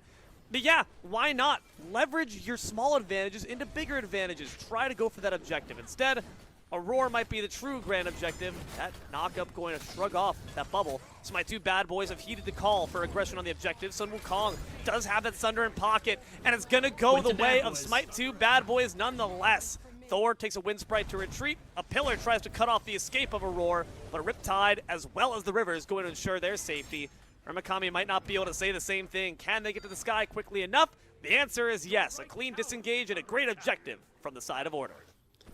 I wonder if Dancy kind of assumed that without that Zeus ultimate, they wouldn't go for gold, as Aurora assumed that maybe Dancy wouldn't go underneath them, or go on top of them underneath the tower. As Donut Doug clears out a Wutu and says, oh, well, that's not the kill I wanted. Actually, it looks like Smite 2 Bad Boys are maybe looking for an engagement here, or vice versa. But as I was saying, without Zeus ultimate, you lose a bit of fighting power around those OBJs, so Danzy incorrectly assuming like, okay, well, without that big tool, maybe they're not gutsy enough to go for it, we should be safe. But the Remikami rotation should have been a huge indicator that, you know, Gold Fury is being looked at, and there just wasn't a swift enough response from, you know, Team Danzy to be able to stand up to it. So now Smite 2 Bad Boys are really able to start pulling ahead and start thinking about more objectives on the board. Ramakami, the one we're looking at right now, a Wind Sprite, going to be able to completely evade those pillars, retreats into the waiting arms of Twig and the Emoja as well. Now Twig's the real target though, forces CC immunity, double dash and a new wall ult going to come just in time as the bubble just falls away. Speaking of, Aurora's gets popped by the Ragnarok. The Lightning Storm comes on down. This puppy dog could not weather it. Mosswall takes them out. Backliner Makami has that Anvil of Dawn. Sun Wukong lurks down below. The Master's will, but it seems to be Thor's will that you die. No, they go to mid lane instead, actually, trusting the rest of the team to finish the job. Moonstrike and a few more autos certainly would be able to do it. Inbound will fall. Killing spree for Zeus. All that time, Dancy is able to find that T1 in the mid, so Ramakami wasn't able to defend. But already I think we're seeing the benefits of the Magi's being picked up here, at least on top of Aurora, because you had Coast walk up, go for the bite on top of this Yamoja, and then just died, because he's got a singular lash. Okay, there it is. So it is the lifesteal build for Vaporish Coast. We'll see the Umbral Link hopefully soon. If not, that's probably a Ninian for this Fenrir. He's gonna need it if he wants to go for these aggressive ultimates, especially if they're only to pull a Magi's Blessing. You lose those extra bit of procs you get in Ragnarok the moment you get that bite off. So, like, you start de-transforming, you're one lightning away from just eating paste. So Danzy have to, you know, stay away. You know, you have to be careful about that. Smite players don't eat paste. Challenge impossible. 14 minutes in, 8-7. For real. Smite 2 bad boys, about 4K up ahead. Really impressive. Again, you consider the path they've taken. They've stuck together through it all, thick and thin, losses and wins. And they say, we can make it to the top, boys. Follow me into glorious combat. And Vapor's Coast has got options, right? That Unchained could also pop that bubble, but for some reason, they're just not willing to use the leap to get rid of those cloaks instead.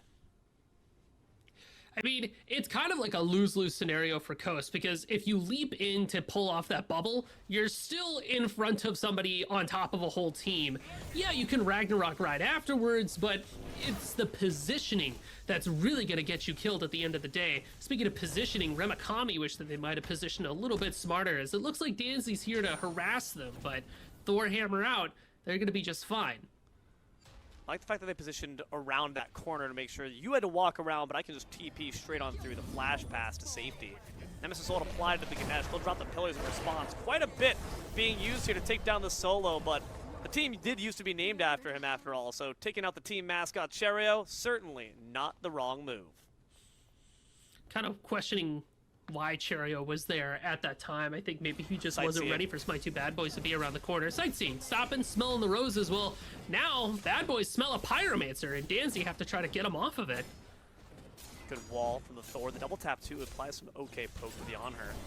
Does have all 4 ultimates available. River's Rebuke going to be the first one pulled. Smite 2 Bad Boys inside the Rocking Waves, trying to look for the Fenrir. Thor has to use a double tap just to TP up into the front lines. Ragnarok looking for a target. This dog's chasing its own tail. Does not know where to go. Now Twig could be in danger, but is able to double dash back to safety. Front line of Bad Boys still looking pretty healthy, and Yamoja can keep them in that same state. Sun Wukong uses the Somersault Cloud just to ensure a bit more heals and also drop down a bit more damage right after.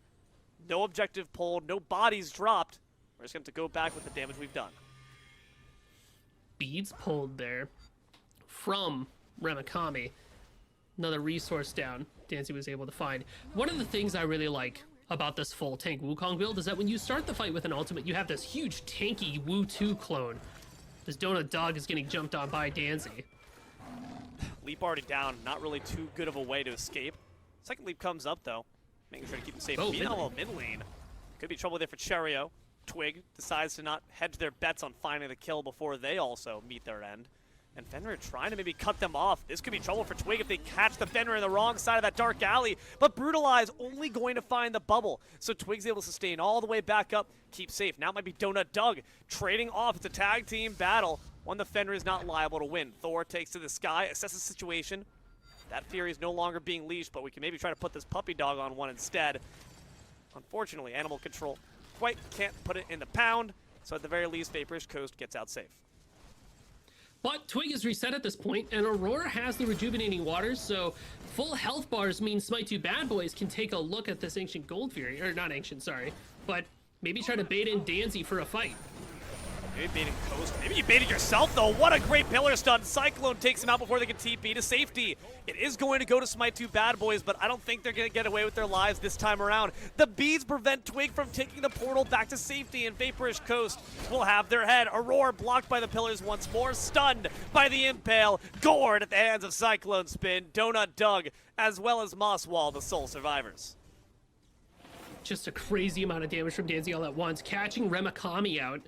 They weren't able to portal away with that Thor hammer. And off of that pick, they're able to surge forward. Luckily, Bad Boys take that Gold Fury on their way out, but 1 gold for 3 deaths is not a trade that you're really excited to take. It's kind of like a, well, I mean, we got gold, guys. It could have been worse, but it also could have been a lot better. When you are zoning out, you have to make sure that your team is within arm's reach, because if they're not, and you get caught out like that, there's nothing that your team can do to help you out. Well, help out the very least with the Ganesh kill. Remakami takes down Cherio. This time had backup until, but you're absolutely right. Remakami just got completely mollywopped maybe expecting. They looked back nervously like, yeah, you guys are still there, right? And they heard crickets in response. Pyromancer going to go down without a Gulp. sound. Danzy take that one easily. And a tower to boot as well. So far, so good. If you're Danzy trying to get on the come up, but nonetheless, my two bad boys looking to retain that 3K gold lead. They have 19 minutes in. Maybe even looking to bully Benny Q some more. Why not? They're lurking around that mid. I mean, if there's ever anybody to bully, it could be a Nuwa. She doesn't have that mobility. She doesn't have Gemma Focus or anything like that. Really just itemizing towards big ultimates. Remakami has no hammer, so I think they're caught out here. Not going to be able to find that Moonstrike stun on top of the Sun Wound, instead they shrug it off. And this is what is going to be really interesting. All these Magi's Cloaks mean, when do abilities get used for actual murderous intent, and when are they just used to shrug off the CC immunity? Because all of a sudden, maybe in 3 seconds, you need that wall, but you don't have it because you have to shrug off that item first. It's that layer of redundancy that you find when you're able to build Magi's Cloak on top of your beads that just make it really hard for characters like Fenrir or even, you know, Inbound with their Ox form to be able to actually operate.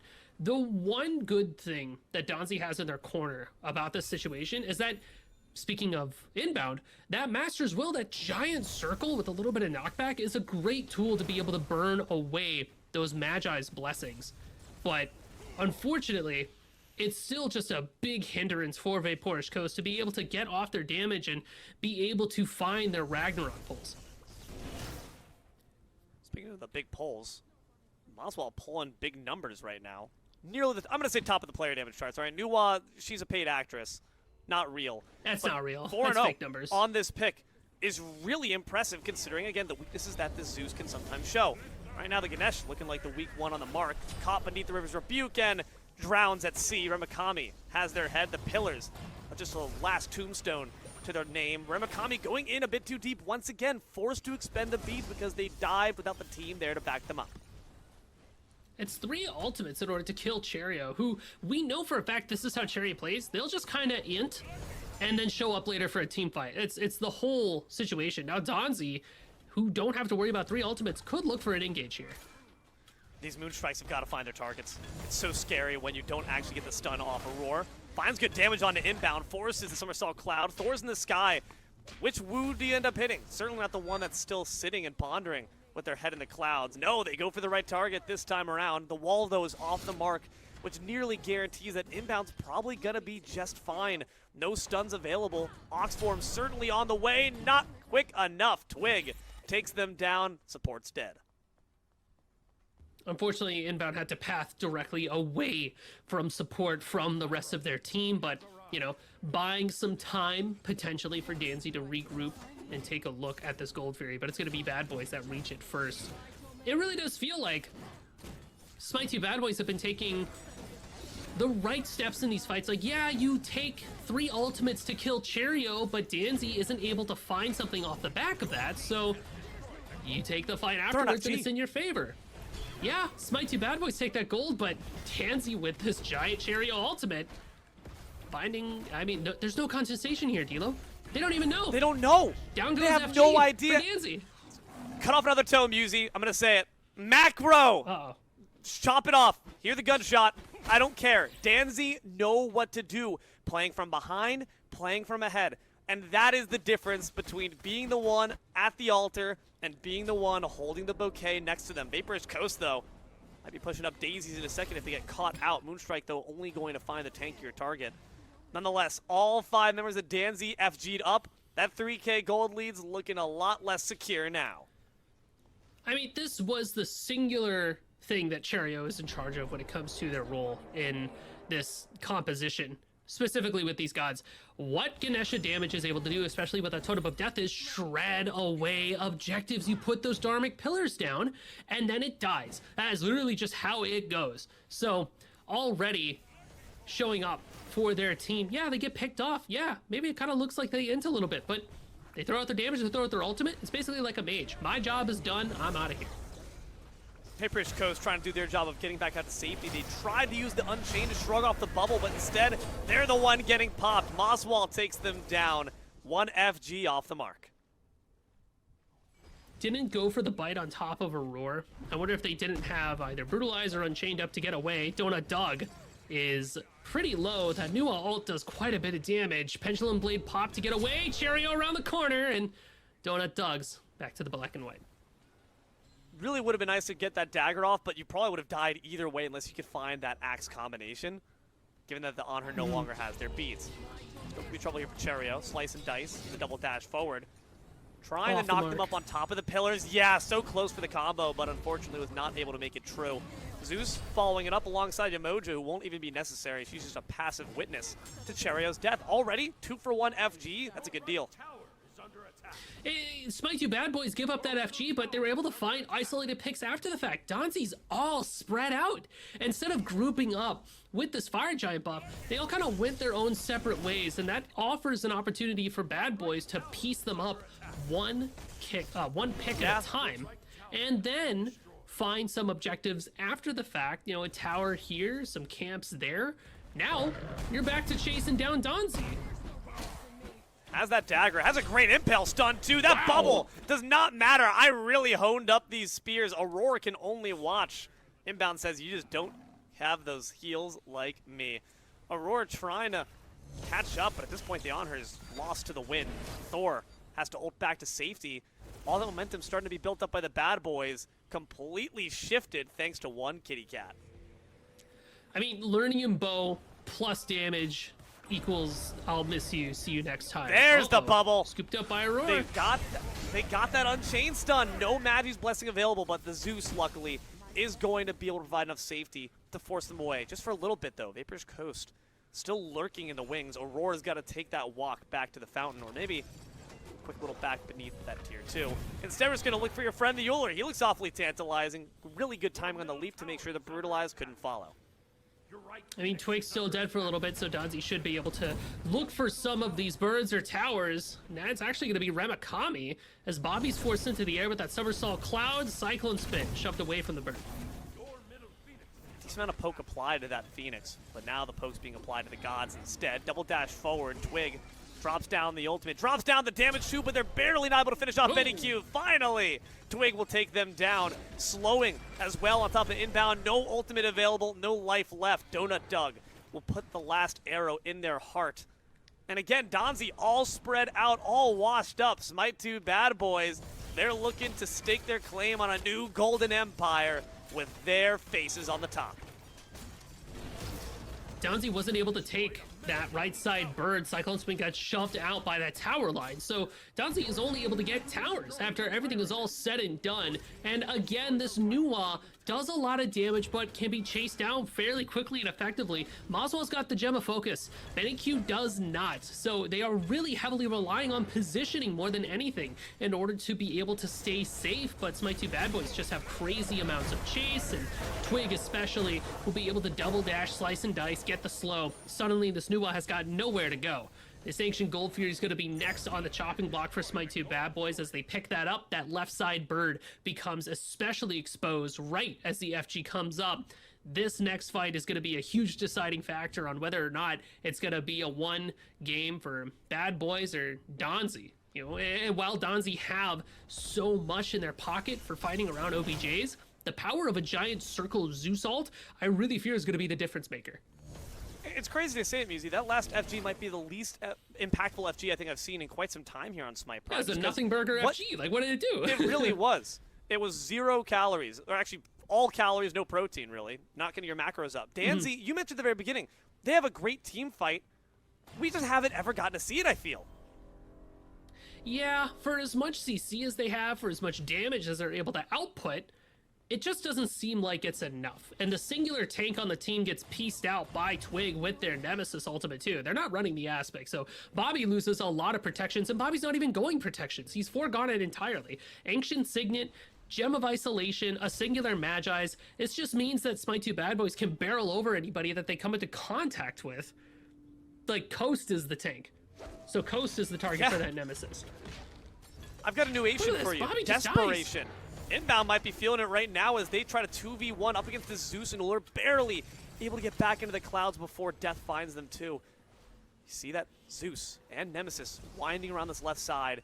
They don't approach high enough, though, to cut off the potential disengage, or maybe they didn't want to put all their eggs in a basket that they might not have support for. Good stun on top of Benny Q. The Thoro incoming, forces out the beads, but they're going to be forced into the grave with one last stroke of the hammer. Benny Q will fall. Pillars nearly make the end of Remikami, but Cyclone Spin instead is sent back to the vet. Remikami to the grave as well. Good shutdown from the puppy dog, who has to use Ragnarok for safety instead of damage. 2-for-1 trade.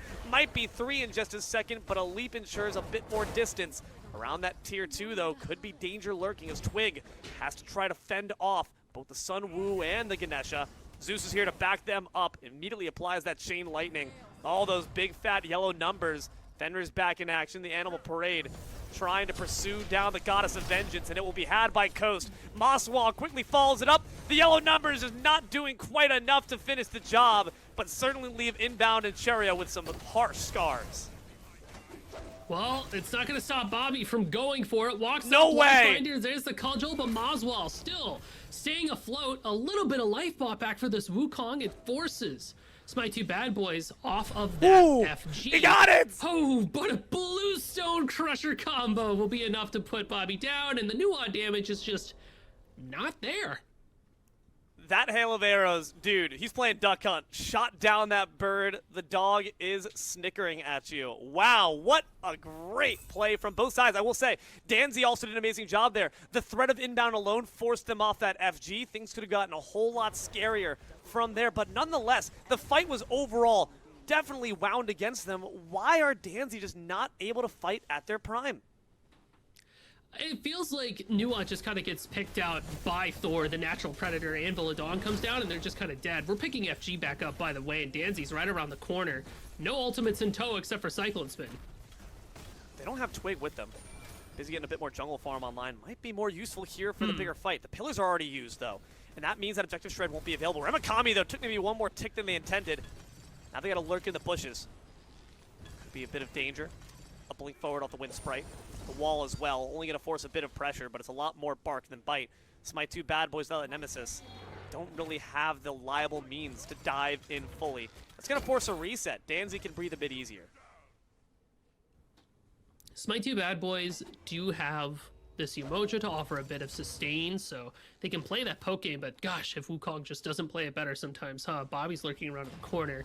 It feels like Danzy's trying to suss out Smite 2 Bad Boys and force an engage here, but nobody's really ready to go in quite yet. Bubble for bubble. Twigs is popped, same with Inbound. Thor's in the sky. Nuwa tries to do the same, but we're laking for Benny Q potentially. No, Thor paths for safety. Wisely so, recognizing their past transgressions have cost their team quite a bit. Twig takes a bit off the top there for Inbound. You see that they're lurking in the wings, trying to find their moment. They put the ultimate on top of the Ganesha before dashing in to instead look for the Nuwa. Benny Q, you can't swim in these waters. They're the first kill, maybe the last as well, as a Beads can keep that Ganesha safe for a bit longer.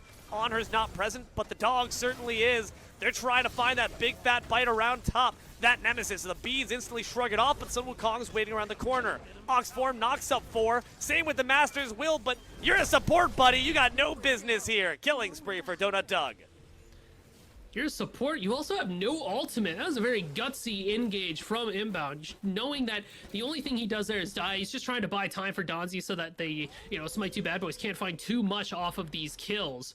Now Coast is trying to prowl around and see what they can find, but Ramikami's already left dodge. The reset here from Bad Boys means that they're going to gun it straight to that FG. Benny Q keeps dying way too quickly at the beginning of these engagements. Yeah, they're able to get their ult off, but they just don't have anything to follow up with.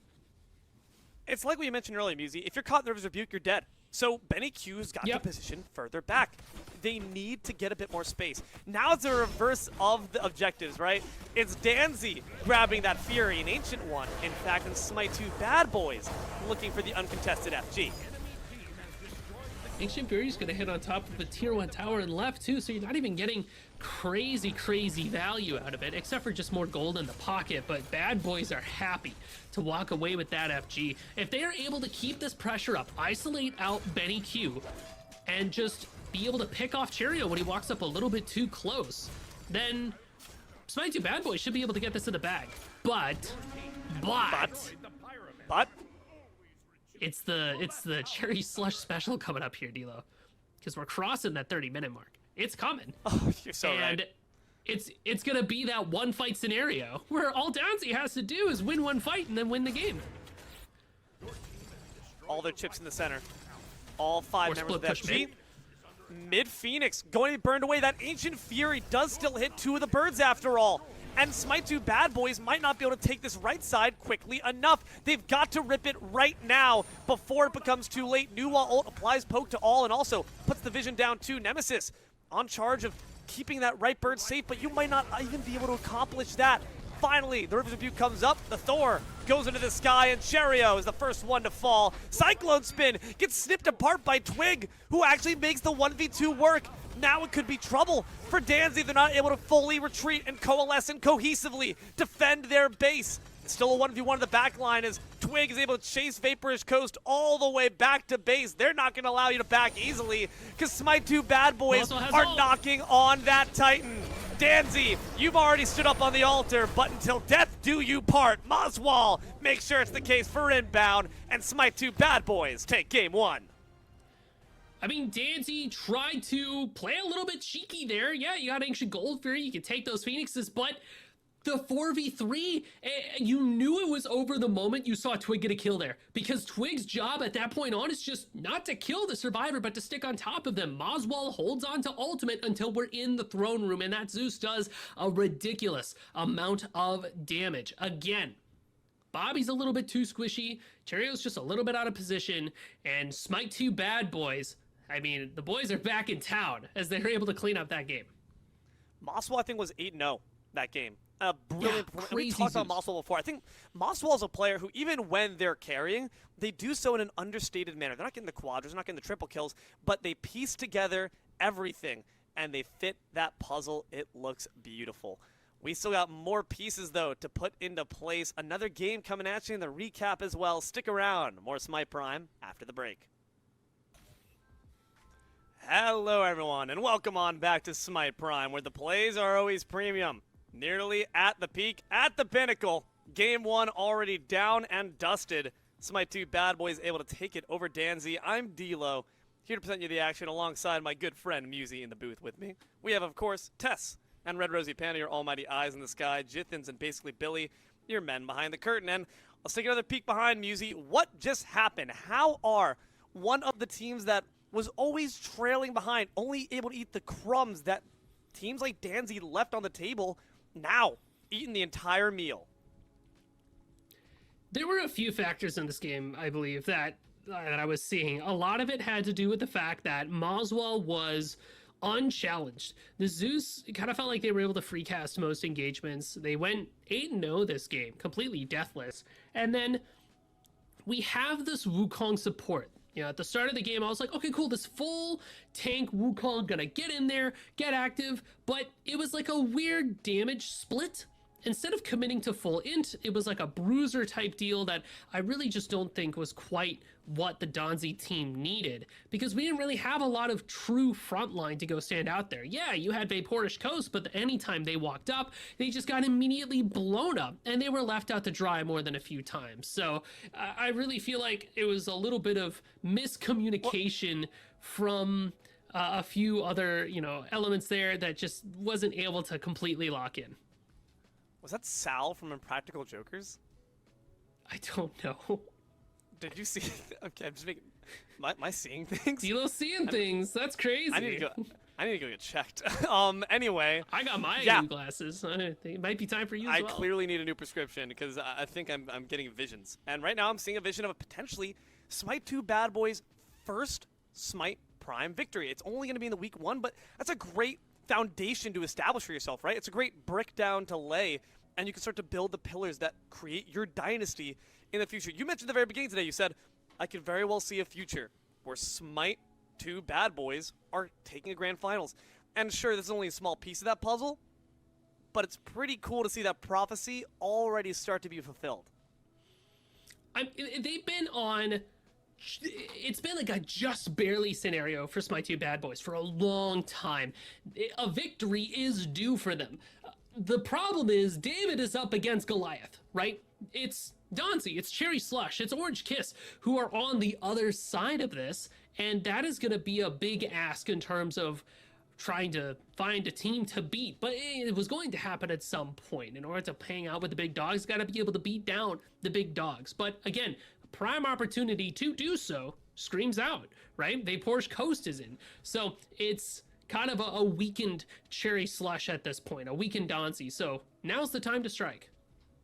Now's the time for P's and B's too. So let's see if there's anything that's going to change. Sun Wukong's been picked 100% of the day, at least for on stream. Yep. Maybe, is that starting to become a bait pick? Are we starting to see this become bait? It's 1 and 2. I know it's still good, but maybe it's just the items like you mentioned, the fact that we're not seeing the right builds be played on it. Either way, it's going to be Agni first ban from Danzy. I wouldn't call it a bait pick. It's still extremely strong and it does everything you want it to do. The build from Bobby was definitely a cook. It's a cook that I don't think meshed well with what the team needed at the time.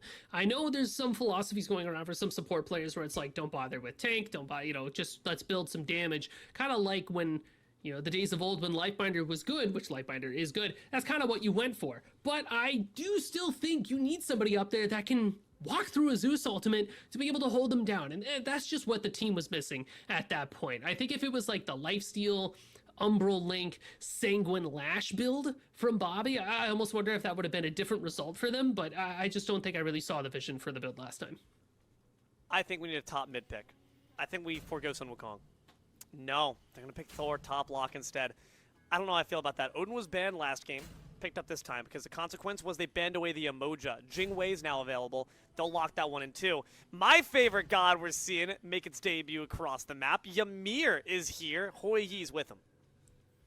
It's a lot of walls from Donzi so far, and I like the Thor pick too, because it was doing so much for Remikami. Like being able to get in there with the Anvil of Dawn, the walls were on point, this Thor was very annoying, had a lot of chase potential, so hand that over to Vaporish Coast. It got picked away from him last time, so I think that's kind of where that Thor is going to be headed.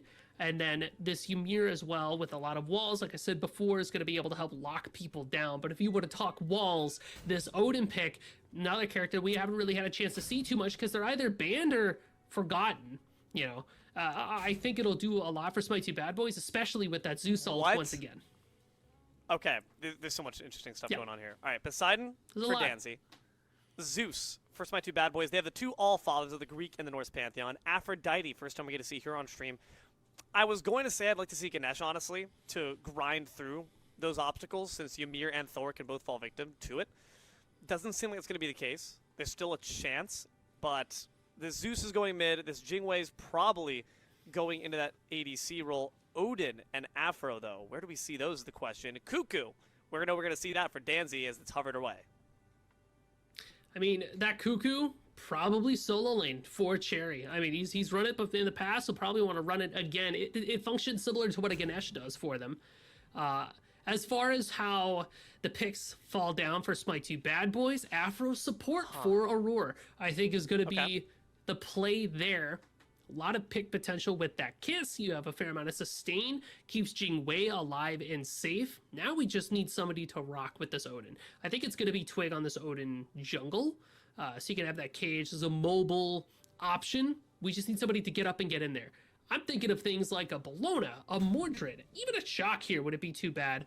Or Baron Samdi. So it could Odin be... jungle.